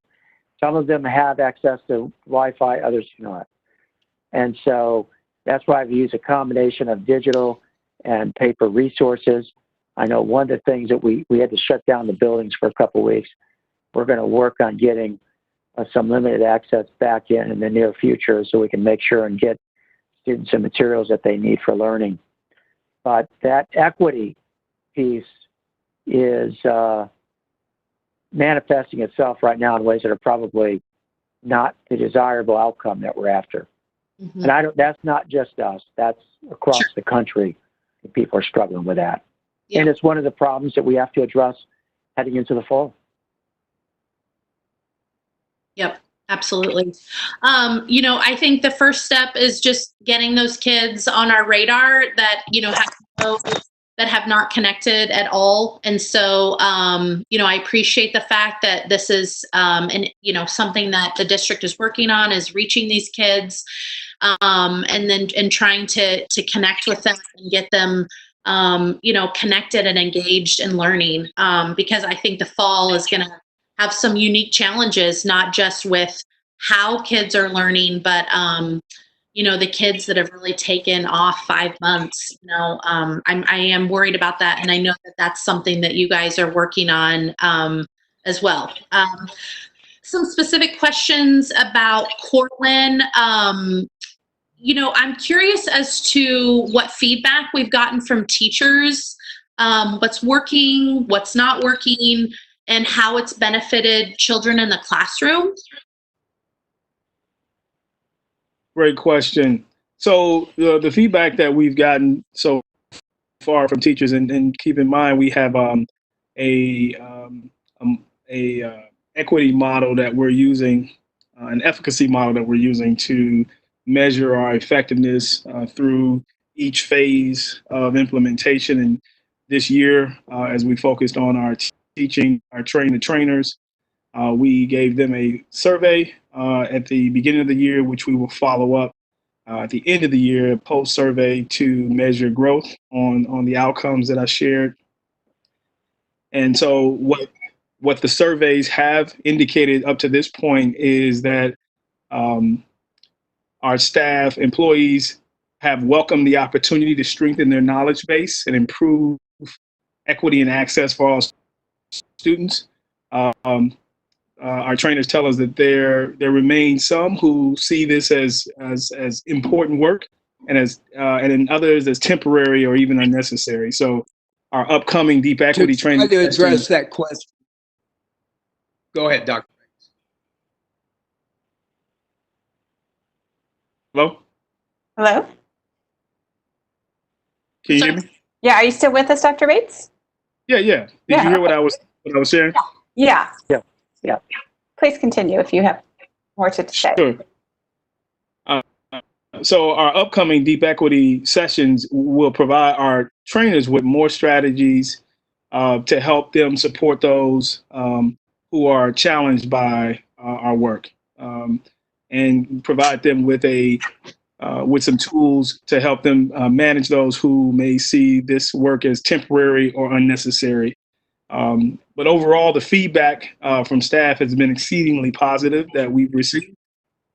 As far as impact on students, it's very early to gauge significant impact on the classroom level, as we won't see that really that impact until maybe the end of year 2, going into year 3, as we look at those discipline and special education referrals and achievement levels.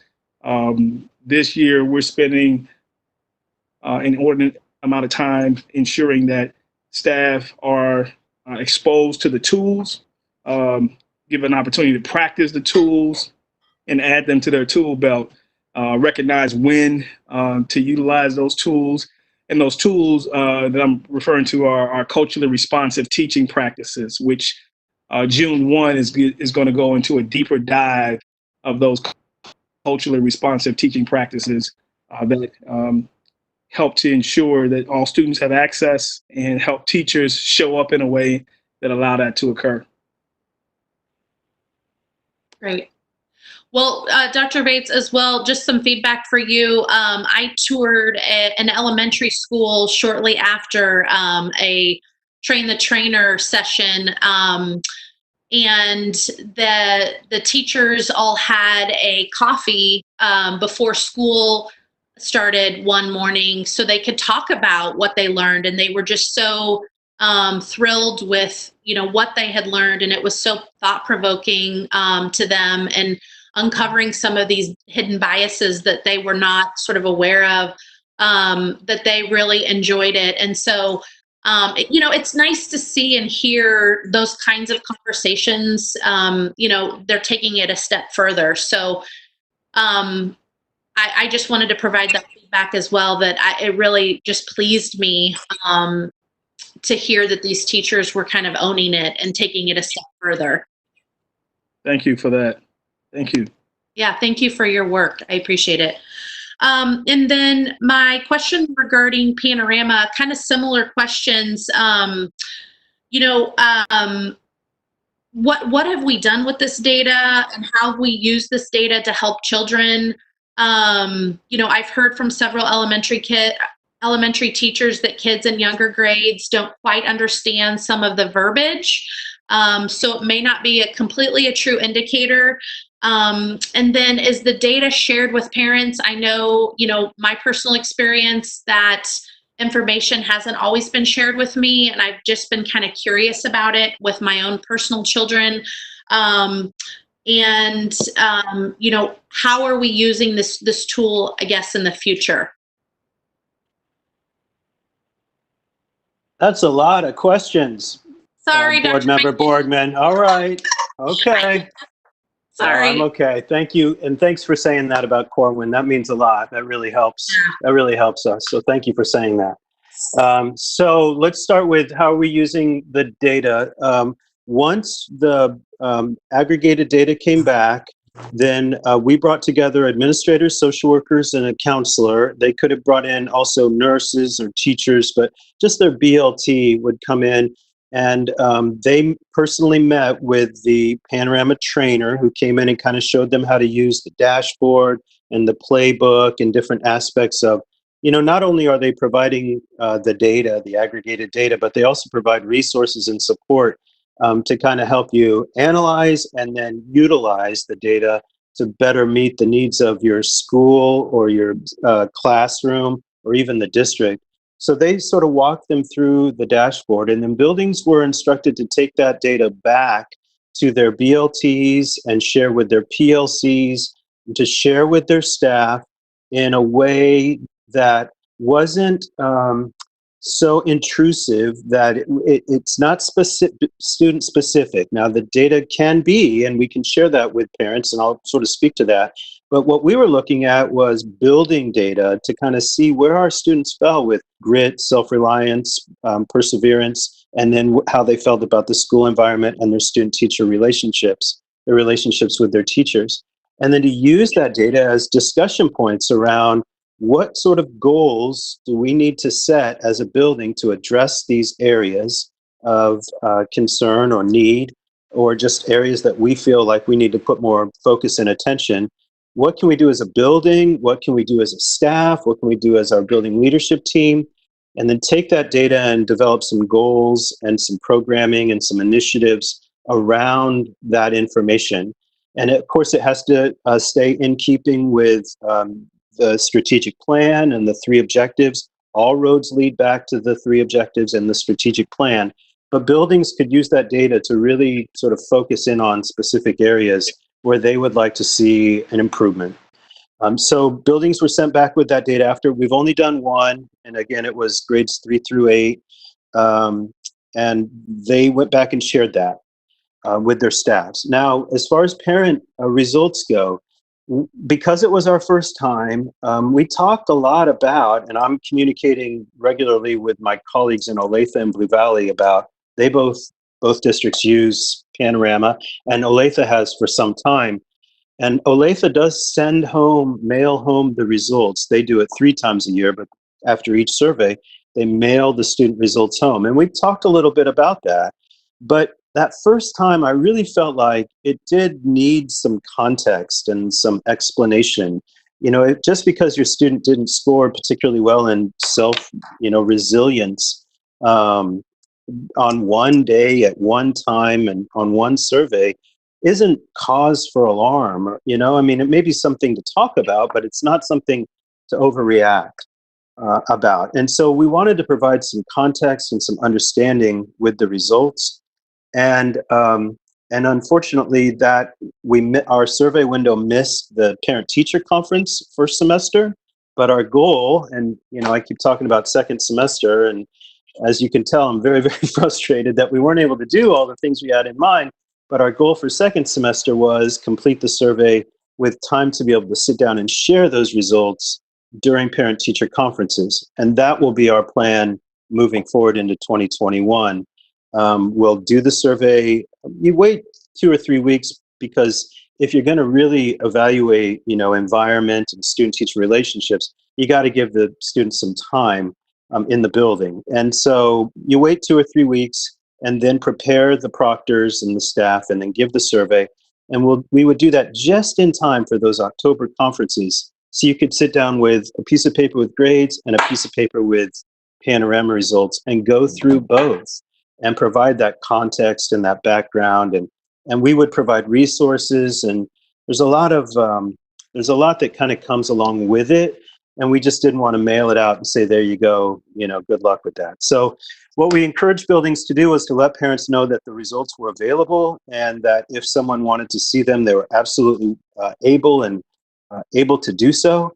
And in doing it that way, we were hoping that we would share it with parents along with, greater context and understanding around what the results mean, and equally important, what they don't. So yes, data will be shared with parents. Moving forward, we'll just do it during parent-teacher conferences. And then is it a tool that's being used? Yeah, I really think that it is. My social workers are just doing a tremendous job. And I just can't say enough about the work that our counselors and our social workers and our nurses and those folks are doing in reaching out to families and providing information. That's probably the biggest resource that we're providing right now, just information about where to go and how to do and how do I, and if you're having trouble with this, this is where you go and who you contact.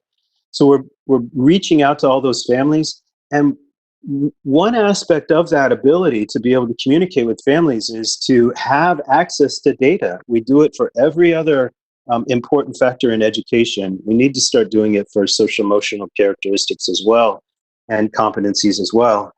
And so I think that it is being used. I think that you'll see it being used at a much greater extent when we bring parents in by sharing the data during parent-teacher conferences and sort of involve them in that give and take conversation, just like we would around English or math or science or any other important academic skill. I think that's when you'll see it being used to its full extent. I do want to add to that, and this is kind of a reminder, we adopted the strategic plan last year, and we started doing program evaluations last year. This year, the goal was to begin to get baseline measures put together. We made some progress on that. This clearly set us back when we began to transition all of our focus on this continuous learning structure and our capacity, our ability even access some of this data that we normally would have gathered in the spring. We lost that opportunity. So it takes about 3 or 4 data points before you can begin to really get a good baseline of where you're at and an understanding of growth. And if you get those 3 or 4 points within a year, great. Some of these you only get once or twice a year. So we are still in the developmental stages of putting program evaluations together, and I know that may be frustrating to some, but it's the reality of what it is involved in putting a systemic, long-range approach together. So, so I think that data is helpful. I actually really appreciate that comment, and because it's important, for us all to understand. It's important. That's an important point for the community to understand. That's also an important point for board members to understand. I just, I think, with Corwin, with a price tag of $150,000 and Panorama, a price tag of $52,000, when we just had a budget presentation earlier in the evening that, is quite frankly going to be a little scary. That I think these are really important conversations to have. So, when and if when we are voting on these things, people understand the importance of them and how the district is sort of layering the information and the data and creating baselines. And so I actually really appreciate, what you had to say, Dr. Fulton, as well as all the information that you provided, Dr. McKinney, regarding Panorama. And I do apologize for the rapid fire questions there. Thank you for handling them all so great. I appreciate, because again, social emotional learning is critical. If you are not, feeling your best emotionally when you go to school, you're going to have a hard time learning. So thanks for, all you're doing to make this a huge priority for our district. Absolutely. Thank you very much. Appreciate it. Okay. Thank you very much, gentlemen. I think that wraps up 3.1, unless there was anything further, Dr. Fulton. No, that'll conclude the presentation. Great. Thank you, gentlemen, for attending. It was a pleasure to have you all virtually with us this evening. Moving on to items 4 and the consent items. First, I'll see if there's anything in the consent agenda that someone would like to request to have removed this evening. Hearing none, I will seek a motion to approve the consent items. So moved. Goodburn. Thank you, Ms. Goodburn. Do I have a second? I'll second. Sinclair. Thank you, Dr. Sinclair. All those in favor, please say aye. Aye. Aye. Aye. Are there any opposed? All right, hearing none, that passes 7-0. Now moving on to action items. Start with 5.1. The approval of revised board policy JA goals and objectives, first and final reading. And I'll seek the motion to get the second and then let you speak to it, Sarah. Does that work? Perfect. I'll move. Great, thank you. Goodburn moves. Is there a second? Hembry second. Okay, Hembry second. And I'll let you speak to this, Ms. Goodburn. Thank you. Basically, we're taking policy JA, and again, like we've done the past month or so, took a look at KASB model policy, and we are revising this policy to match or closely match KASB model policy. And I believe we're also adding the line that's at the end. I'm not sure if that was in model policy or not, but basically adding the line about student handbooks and making that reference to the student handbooks, because that's where a lot of this information resides, or information resides about student conduct and student discipline, those kind of things reside in that student handbook. Thank you. Mm-hmm. Does anyone have any questions? All right, hearing none. Oh, sorry. So my understanding, the intent was, well, no substantive change. It was this language is really about clarification and bringing it in alignment with current model policy. Is that correct? You are correct. Thank you. Thank you for doing this work, both of you. Welcome. Are there any further questions? Okay. Hearing those in favor, please say aye. Aye. Aye. Aye. Are there any opposed? All right, passes 7-0. Moving on to 5.2, approval of Proclamation National School Library Month. I will seek a motion and get a second, and then I will read the proclamation. Moved. Thank you, Mr. Stratton. Is there a second? Goodburn, second. Thank you, Ms. Goodburn, second. All right, so this is our National School Library Month proclamation. Whereas the Shawnee Mission School Library Program is to ensure that students and staff are effective users of ideas and information, and whereas the school librarian's role is to provide the leadership and expertise necessary to ensure that the library program is an integral part of the instructional program of the school, and whereas the Board of Education has entrusted the school librarian in each school to teach the skills of locating and using information through traditional resources and new technologies, to provide literature appreciation activities, and to guide and encourage content and recreational reading to every student. And whereas lifelong learning begins and is systematically developed through the school library curriculum of the elementary and secondary schools. And whereas the school library program contributes to the individual growth and development of all students while fostering both excellence and equity in education. And whereas the school librarians of Shawnee Mission Schools have dedicated themselves to work for quality library programs for all students. Now, therefore, be it resolved that the Board of Education of Shawnee Mission Schools does hereby proclaim April 2020 as School Library Month in all Shawnee Mission schools, and calls upon school administrators, teachers, students, and patrons of the Shawnee Mission School District to recognize and support this action and to participate throughout the month of April in the celebration of School Library Month. All those in favor, please say aye. Aye. Aye. Aye. Are there any opposed? Moves 7-0. Thank you. And we're moving on to 5.3, approval of the school fee schedule for 2020-2021 school year. I will seek a motion in a second, and then Dr. Fulton, maybe you can speak to this one. Is there a motion to approve?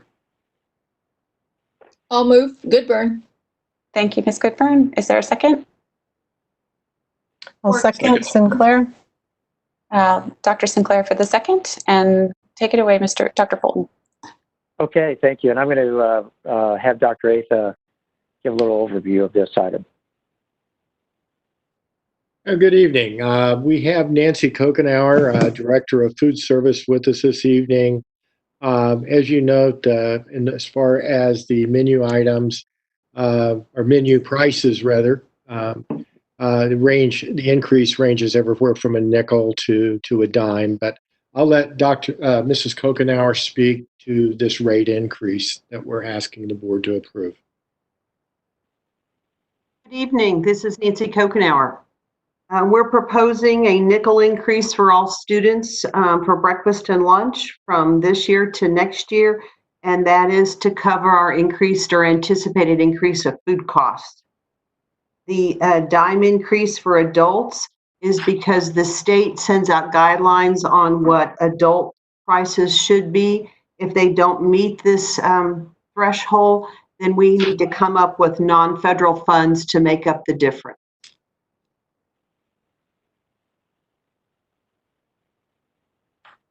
Thank you. Are there any questions for Ms. Kokenauer this evening?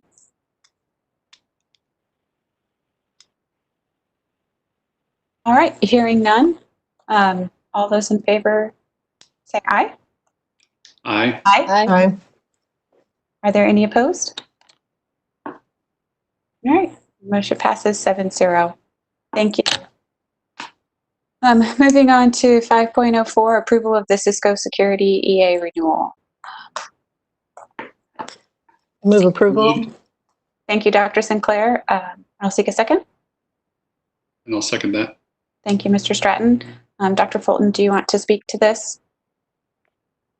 Yes, this is really an application of its hardware, software, that helps us to keep our system secure.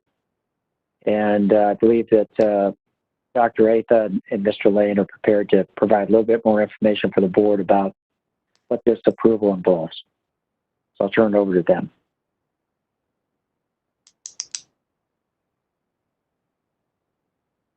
Go ahead and take the lead on this, Drew. Okay.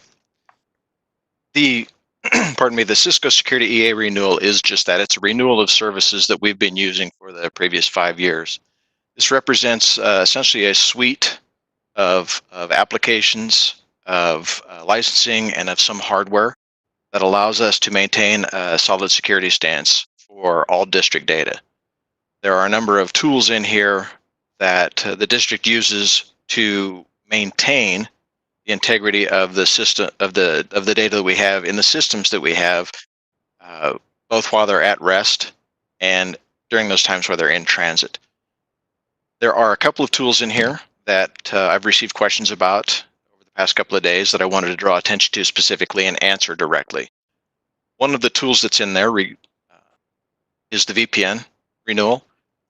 That is a tool. VPN is a tool that we do use for secure tunnel access to various district data. There are two sides to that in the district and the way we use it. One is for employees, faculty, staff to use it to get back to data that needs extra protection because it's essentially the most sensitive information that we have around folks. And the other side of that is that we currently use VPN as the access method for directing student traffic back to our content filter. As we've discussed earlier in this meeting and as we've discussed at previous board meetings, the district, more specifically the ICT team as well as members of the leadership and learning team, are taking a close look at alternatives to using a content filter that requires VPN as an access. And so the renewal part of this really is to provide us access to VPN for the remaining time that we need it to provide that access for students, but it will also be something we keep in place for for employee access to those data systems that are more sensitive. As an example, payroll lookup for employees is done through VPN, and that is to add an extra layer of protection around that data so that their personal and financial information is much, much less likely to be compromised. A second product that is in this renewal that has raised questions is the product called Umbrella. We have transparently been using Umbrella for the past several years. It is an additional security layer for web traffic. There are districts that use Umbrella solely as a content filter. That's not the decision, and it's not a decision we have made yet, and it's not why we're asking for it to be renewed.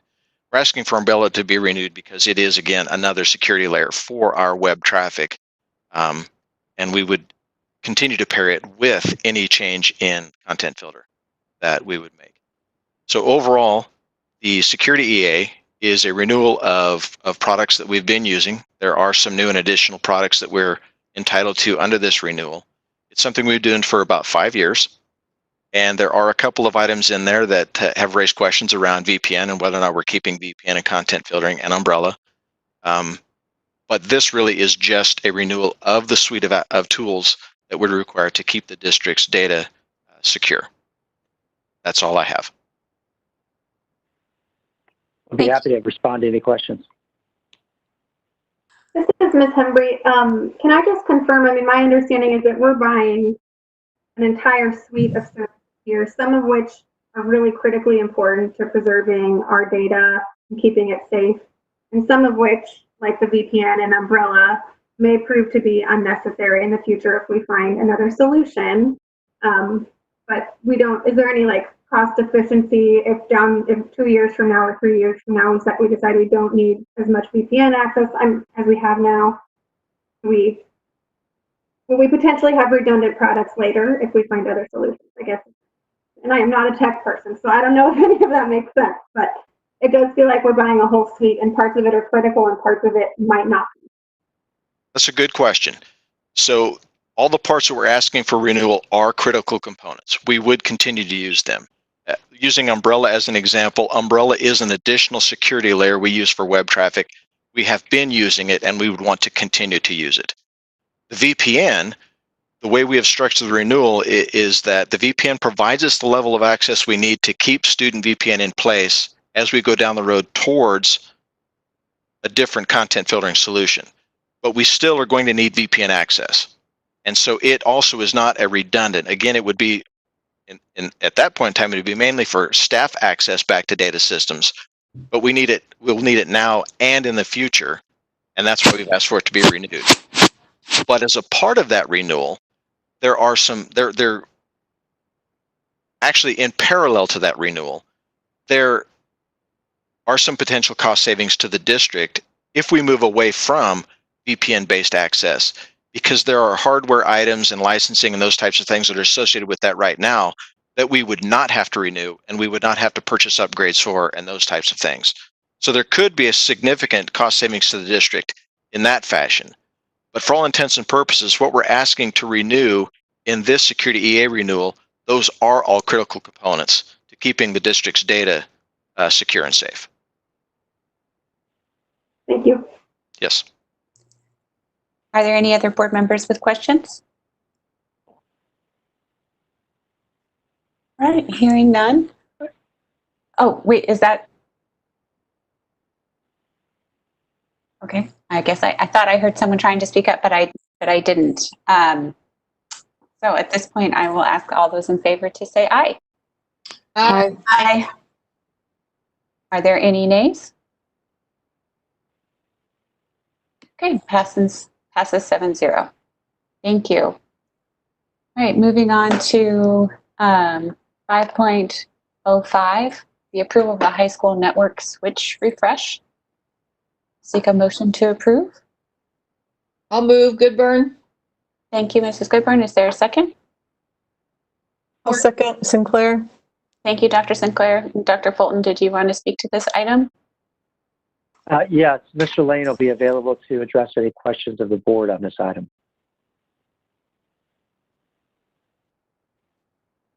You'd be happy to provide an overview if you'd like that. Sure. Why don't we go ahead and have an overview? Okay, Mr. Lane, why don't you go ahead and do that if you would, please. Certainly. Thank you, Dr. Fulton. Excuse me. The network switch refresh it's a part of an overall strategy for maintaining hardware integrity for data transport in the district. So the switching equipment we are asking to refresh at the high school is switching equipment that has reached its end of useful life for that equipment. It is part of it's part of a 7-year rotation we do on all district network infrastructure hardware. And this is also equipment that we are eligible for with E-rate. And so we will also request E-rate reimbursement. E-rate is always a you might get it, you might not proposition. So we don't ever try to forecast the cost of the refresh based on getting E-rate dollars. But generally speaking, and knock on wood, we have never not received E-rate dollars for things for which we've applied. Mr. Lane, can you explain what E-rate is for some folks in case they don't know what that is? Oh, certainly. The E-rate program goes back quite a while at this point in time, but it is essentially a federal program that allows districts to apply for reimbursement for some components of connectivity for your school district. Used to be really just around internet connectivity and phone service.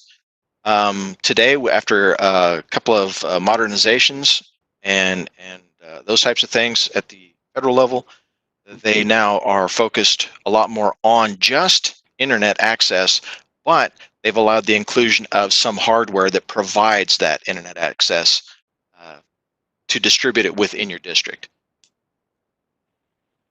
Thank you. Certainly. Are there any board member questions at this time? All right, hearing none. All those in favor, please say aye. Aye. Are there any nays? Hearing no nays, the item passes 7-0. Okay, so now we're on to 5.06, approval of the SRO contract with the City of Overland Park. I'll seek a motion to approve in a second, and then Dr. Fulton, I know there are folks to speak about this evening. So moved. Thank you, Mr. Stratton. Is there a second? I'll second Goodburn. Thank you, Ms. Goodburn. And turn it over to you, Dr. Fulton. Okay, thank you. This contract is part of our relationship that we have with Overland Park to work cooperatively with their police department to provide us with school resource officers. As you know, in Shawnee Mission, we have some of our own staff, and then we work in partnership with area police departments to have them provide SROs as well. John Douglas is going to provide us with an overview of the contract, and Mr. Douglas, Dr. Athan, I'll be happy to respond to any questions. So, Mr. Douglas, I'll turn it over to you. Good evening. Let me start with kind of a short history of how the SRO program began, and we can move to the highlights of the contract. In 1988, 1989, the Shawnee Mission School District started experiencing issues with gangs, drugs, and a considerable amount of fighting inside and outside the school buildings. And at that point in time, under the direction of the superintendent at that time, the Overland Park Police Department met with the district. I was part of the Overland Park Police Department at that time, as you know. I was operations commander. And we started looking for programs that might help the district deal with those issues. And there was a program out of Minnesota, which was the embedding of police officers as resident officers inside the schools. Prior to that point in time, that was not something that had been tried, or certainly wasn't something that they would looked at.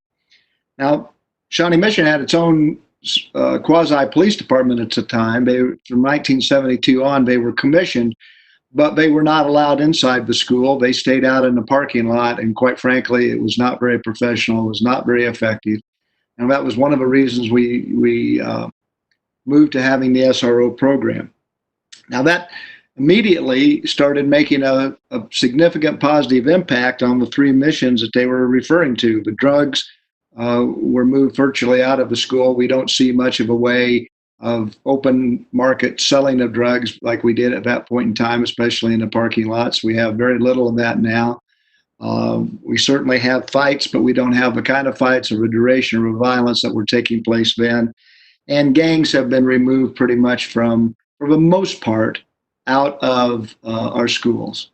We still have some gang activity that is associated peripherally, and we have some drug activity that is associated peripherally. But I would like to point out that shortly after putting two SROs in Shawnee Mission, one at North, one at West, there was a major fight and confrontation between Shawnee Mission North and Olathe North, which resulted in a homicide.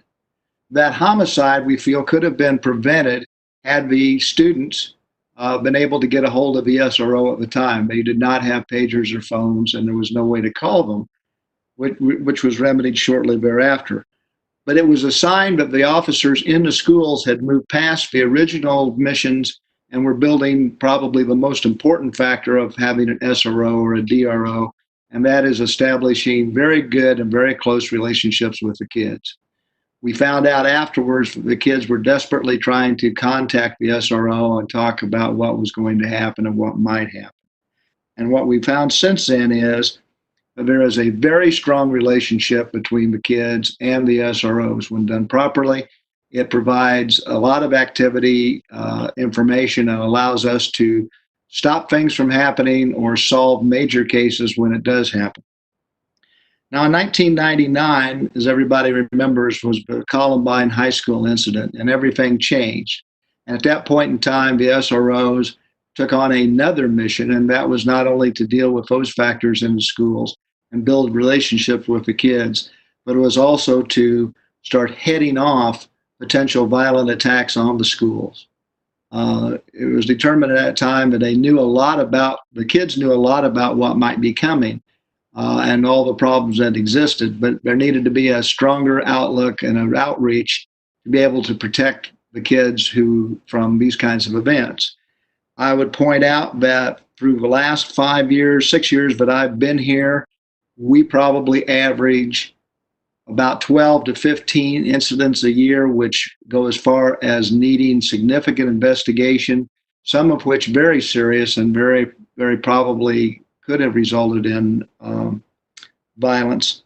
And the SROs and the DROs working with the local law enforcement have been able to successfully conclude and move those to a safer situation. So that is a key element of what's going down. So the SROs have become a very important part of our overall safety structure, from the basic policing that takes place to the safety and security measures that go forward. Which brings us to the contract. I would point out, almost quietly, however, that in 1989 and 1990, the school district paid over 70% of the officers' salaries.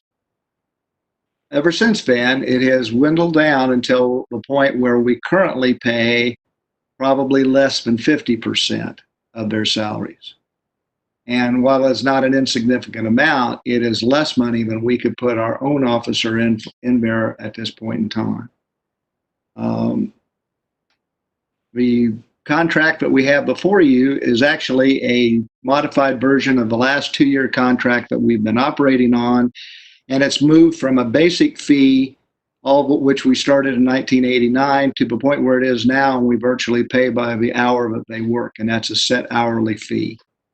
We also put in there some guidance from the law department in cooperation with Overland Park that spell out some specific responsibilities and understandings, tidying that up from the last time. So that's a basic overview. As always, the details are in the questions, and I would answer any questions that you might have.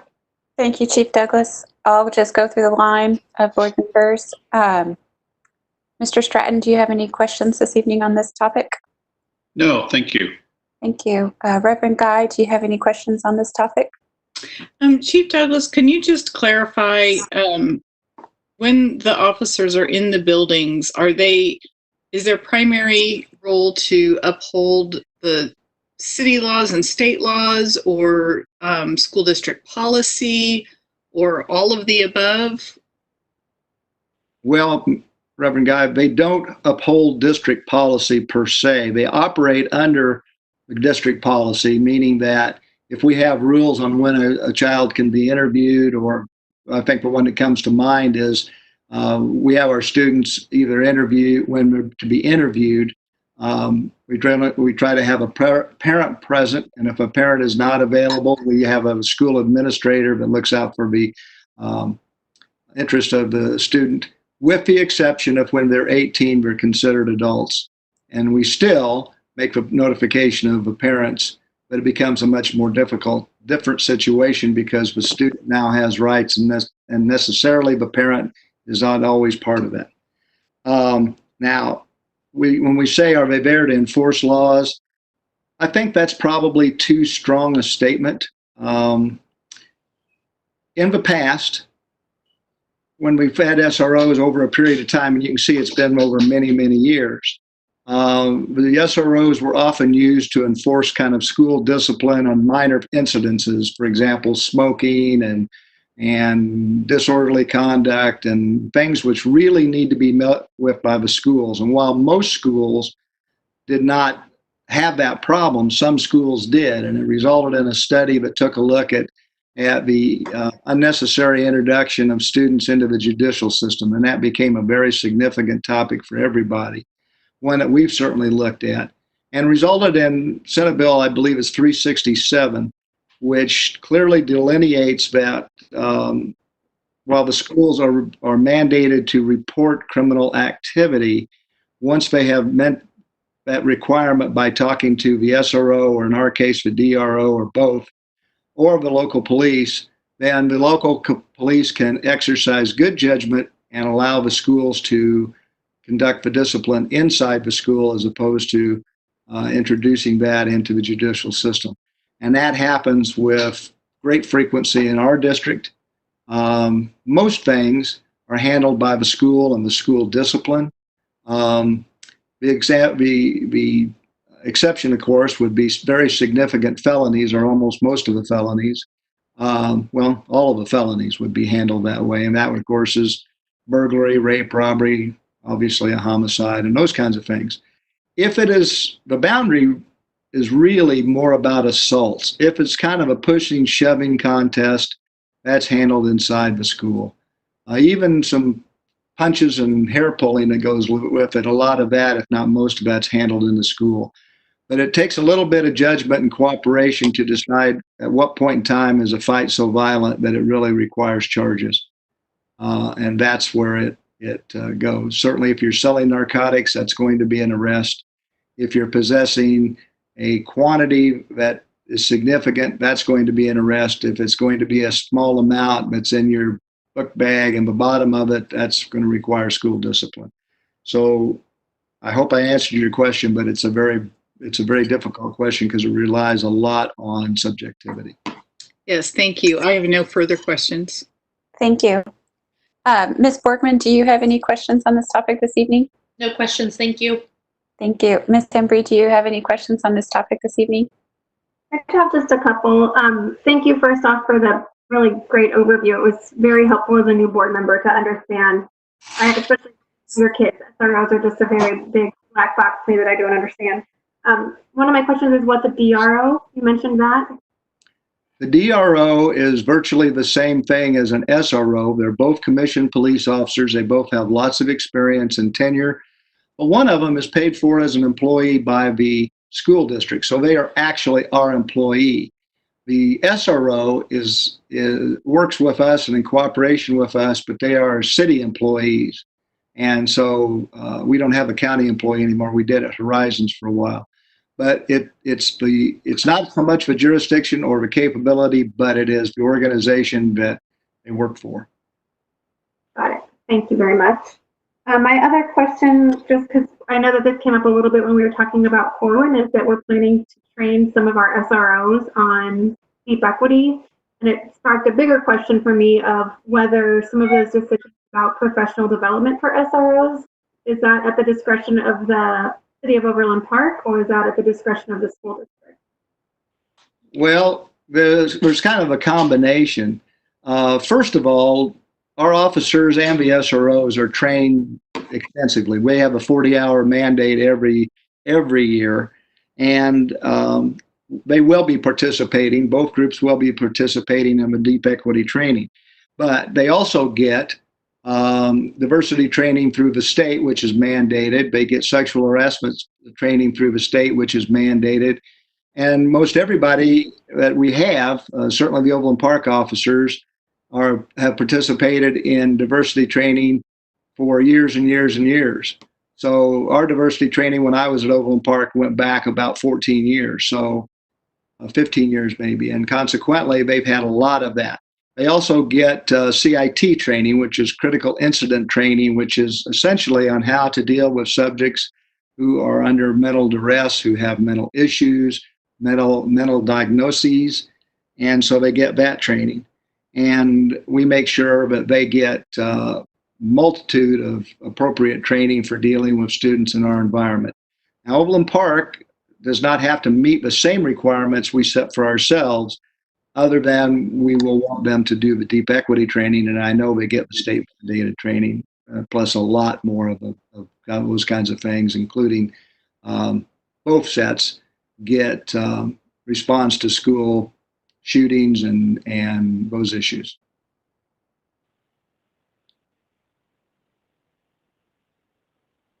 Thank you. Ms. Embry, do you have any further questions? Questions, thank you. Thank you. Ms. Goodburn, do you have any questions for Chief Douglas this evening? No questions. Thank you. And Dr. Sinclair, I think I hadn't gotten to you yet. Do you have any questions for Chief Douglas this evening? I believe my question actually might be for Dr. Fulton. I'm not sure, but just to check my understanding of this contract, this contract still provides flexibility to the district to staff in a way that meets all of our goals, that either and or kind of looks to build relationships between students and our police officers, as well as kind of enforcing a positive behavioral supports approach to discipline and all those kinds of things. So this contract doesn't necessarily specify whether it would be a district hire or department hire, but allows that opportunity to maximize our relations and resources in a way that kind of fulfills all of our goals. Is that correct? No, that is absolutely correct. And just so you know, we have a very good relationship with the Overland Park Police Department. The chief and I speak periodically as needed. And, you know, it's a great relationship that, frankly, Chief Douglas started and has continued. And whether or not we use one of the personnel from Overland Park Police Department or hire one of our own, the expectations are the same with respect to the way in which we build relationships with students and help them to do their personal best, and if there are issues, and help them to work through that productively. Thank you. Thank you, Dr. Sinclair. And then I just have one clarifying question for this evening. Just to make clear that if the buildings are not open, we're not obligated to continue to pay if we're not utilizing the service. Sure, I have Chief Douglas address that question. No, actually, since we have a contract that does not go by quarter anymore, which we negotiated several years ago, we now go by hour. So there is a cost savings for this last semester. Okay. Thank you, Chief. Are there any further questions? All right, hearing none, all those in favor say aye. Aye. Aye. Are there any opposed? Motion passes 7-0. Thank you. Moving to item 5.7, the approval of the renewal of the NWEA math licenses for the 2020-2021 school year. I'll seek a motion in a second and then turn it to Dr. Fulton. So moved. Sinclair? Thank you, Dr. Sinclair. Second by Hembry. Thank you, Ms. Hembry. Dr. Fulton, do you have some comments on this item? Yeah, just a couple of quick comments. It's provided in the information under this item. This is our annual renewal for NWEA MAP. It's an important tool as an interim assessment to help us measure growth over time on the priority standards, and also not just look at growth, but also look at status. Did they in fact reach grade level expectations with the priority standards? So this is a customary renewal this time of year. I invite Dr. Hubbard to add anything that she would like to this item. I don't really have anything to add. Dan Grumman is also on the line. If you have any really deep questions, Dr. Grumman is also here. It is something, the data we use in PLCs. Buildings use the data regularly for a variety of reasons for kids, for both tiered instruction for both kids that are struggling as well as kids that need additional items that are above grade level. So. Thank you. Are there any questions on this item? I have a question. Goodburn. Thank you, Ms. Goodburn. Go ahead. I just wanted to know additionally, like with the last item, we just talked about potentially if the buildings aren't open. I noticed in the contract there was some kind of an out, but I didn't click the link. So is there some kind of an out in case, because I think the spring we weren't really able to use MAP. Is that correct with our students? We weren't able to do anything with that? That is correct. I'll have Dr. Hubbard and Dr. Grumman address that one. That is correct. We did not use, so you can give MAP 3 times a year, fall, winter, and spring windows. So we gave it in the fall, we gave it in the winter, and we did not give a spring window. Dr. Grumman, I'm going to need you to specifically talk about in the contract if we don't have to pay, but I know that we are still utilizing the system significantly because we're going to have to use that fall and winter data to help make projections for the upcoming fall, especially with these kids that aren't engaging for 5 months. So we'll be able to do a fall to fall comparison. So I know we're utilizing that data right now in buildings. PLCs are looking at that. Staffs are looking at that. know we'll be using it to place kids in classrooms come this fall. But Dan, can you talk specifically about the contract since you work with that? Well, I would say on the front side, we have not yet engaged in that conversation, at least to any depth.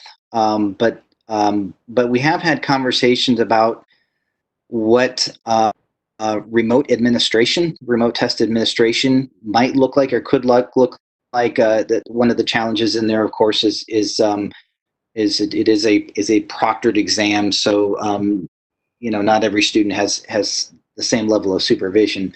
But it is certainly a question that I can look more deeply into here as we're moving toward the fall. Most definitely, if we're not able to utilize the product, then yes, we would be pursuing some remediation for that. Well, I'm glad to hear that you're utilizing it anyway in different ways other than just giving the test to the students, but the PLCs and the staffs are able to look at the information and hopefully we're able to use it in the fall and compare fall and fall, and that would be good data for kids. Yeah. Thank you. Thank you. Are there any further questions? Okay, hearing none. All those in favor say aye. Aye. Aye. Are there any nays? All right, item passes 7-0. Moving to 5.8, approval of the Quoen Deep Equity Contract for staff professional development that we received the presentation on earlier. I'll seek the motion. Move approval. Good work. Thank you, Ms. Goodburn. Is there a second? Borgman. Go ahead. I did not catch who made that second. Borgman, second. Okay, Ms. Borgman, thank you. I can open it up for discussion if anybody wanted to discuss or had any further comments on this item. I have one remaining question, which is I wanted to, for some reason I have it in my head that this is a 2-year training effort. Am I right that this is the second of a 2-year contract and that we don't anticipate further after that, or is this one of them? So yeah, great question. So when we negotiated contract originally, we just are completing year 1. This is for year 2, and then there'll be a 3rd year. And all of it is designed as capital to where we can get a trainer model going for our nearly 3,500 to 4,000 employees. So it's designed to build a sustainable strategy. Now, we may use them beyond that 3rd year, but that will be determined when we get to that point to see whether or not additional supports are needed. But this is for year 2. Thank you. Are there any further questions? Okay, hearing none. All those in favor say aye. Aye. Are there any nays? All right, item passes 7-0. Moving on to 5.9, approval of the purchase of Panorama Education Platform for Students. I'll seek the motion to approve. Moved by Hembry. Thank you, Ms. Hembry. And the second? I'll second Sinclair. Oh, go ahead. Thank you, Dr. Sinclair. I can open this one up for discussion as well. Does anybody have any comments or questions on this before we vote on it? Okay, hearing none. All those in favor, please say aye. Aye. Aye. Are there any opposed? None opposed. The item passes 7-0. Wow, that was a long meeting. All right, down to item 6.1, comments from board members. So I'll just run through our list to make sure I don't miss anybody. I'll start with Dr. Sinclair. Do you have any comments for this evening? I would like to thank the members of the Finance and Facilities Committee for pushing through that first attempt and rallying and meeting on our the following day. And I really appreciate all the work this group is willing to invest. And I look forward to our meeting tomorrow at 2:00. Great. Ms. Goodburn, do you have any comments this evening? I do not. Okay. I did see that you were famous, that your tweet was on that show celebrating our marathon runner. Yeah, I woke up to that this morning. I did tweet that out, and who knew in a million years that would actually make some good news. So, yeah, that was pretty exciting. Congratulations. Ms. Embry, do you have any comments for this evening? I was just going to take a moment and thank all of our building level leaders throughout the district. I think in this continuous learning environment, we're having tons of interactions in our home with our own teachers, and it's easy to forget that there's a whole network of principals and administrators behind them. So I particularly want to thank the principals right now at our building.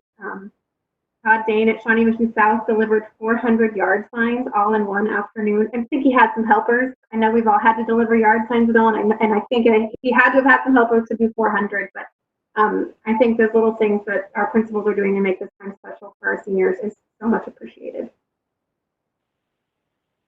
Thank you. Ms. Boardman, do you have any comments for this evening? Yeah, just a couple shout outs. Dr. Fulton, did I hear you correctly in saying that we have, Shawnee Mission has given out over 91,000 meals? We have.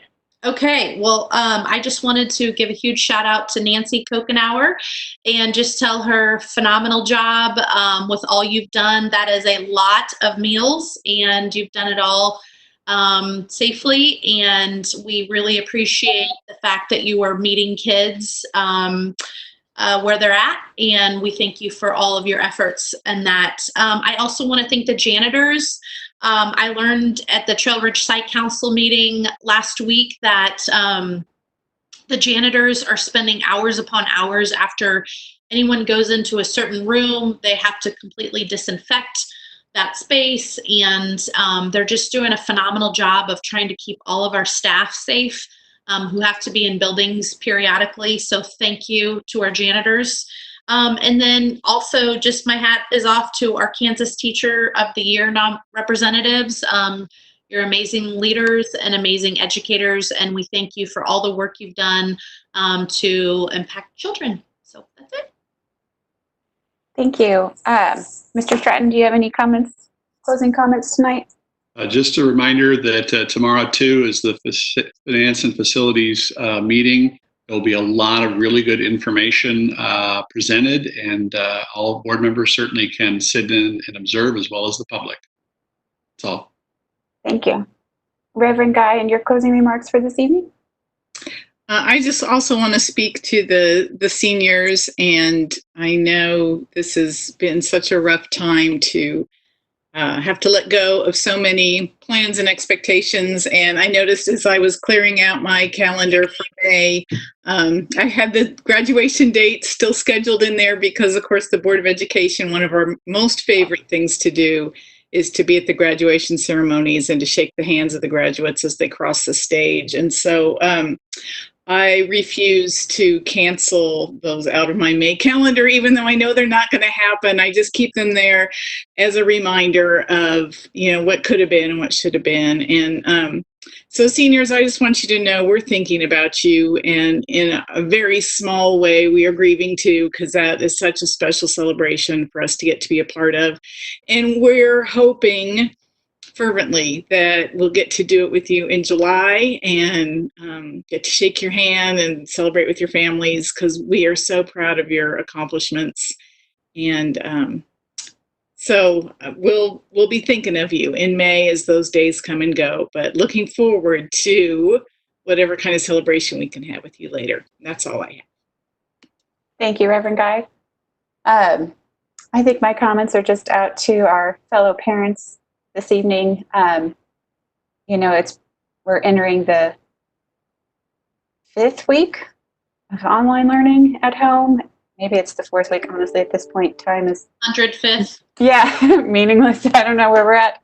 But I know that there are a lot of parents out there that are making sure that their kiddo has a place to work and connect with their teachers and to try and navigate the technology and ensure continuous learning is happening at home. It truly is a partnership right now. And I know how much more work it is. And so I just wanted to say we appreciate you as well. This is a team effort, and your work is not unnoticed, and we appreciate it. So with that being said, I'm going to have Dr. Sinclair make a motion for us to enter into executive session to discuss a legal matter. And if we can get, 10 minutes maybe between now and when the executive starts, navigate the technology to get from the one meeting to the other, that would be great, Dr. Sickler. Okay, I move we go into executive session to discuss legal matters with our legal counsel pursuant to the exception for matters which would be deemed privileged in the attorney-client relationship under COMA. And the board will reconvene. I'm not sure how much time we need. 30 minutes. 30 minutes. So if we, let's see. 30 minutes. 9:15. If we take a 10-minute break, get back together at 8:45, and then we meet till 9:15. Correct? Second. Yes. Thank you. Thank you for the motion. Thank you for the second. Mr. Stratton, all those in favor, please say aye. Aye. Aye. Are there any opposed? Aye. That was an aye, right, Ms. Goodburn? Yeah, sorry, my was on mute, so I had to switch it off. No worries. Thank you. All right. Are there any opposed? Okay, hearing none, that motion passes 7-0, and see you all in 10 minutes. All right. Thank you. Thank you. Okay. Thank you.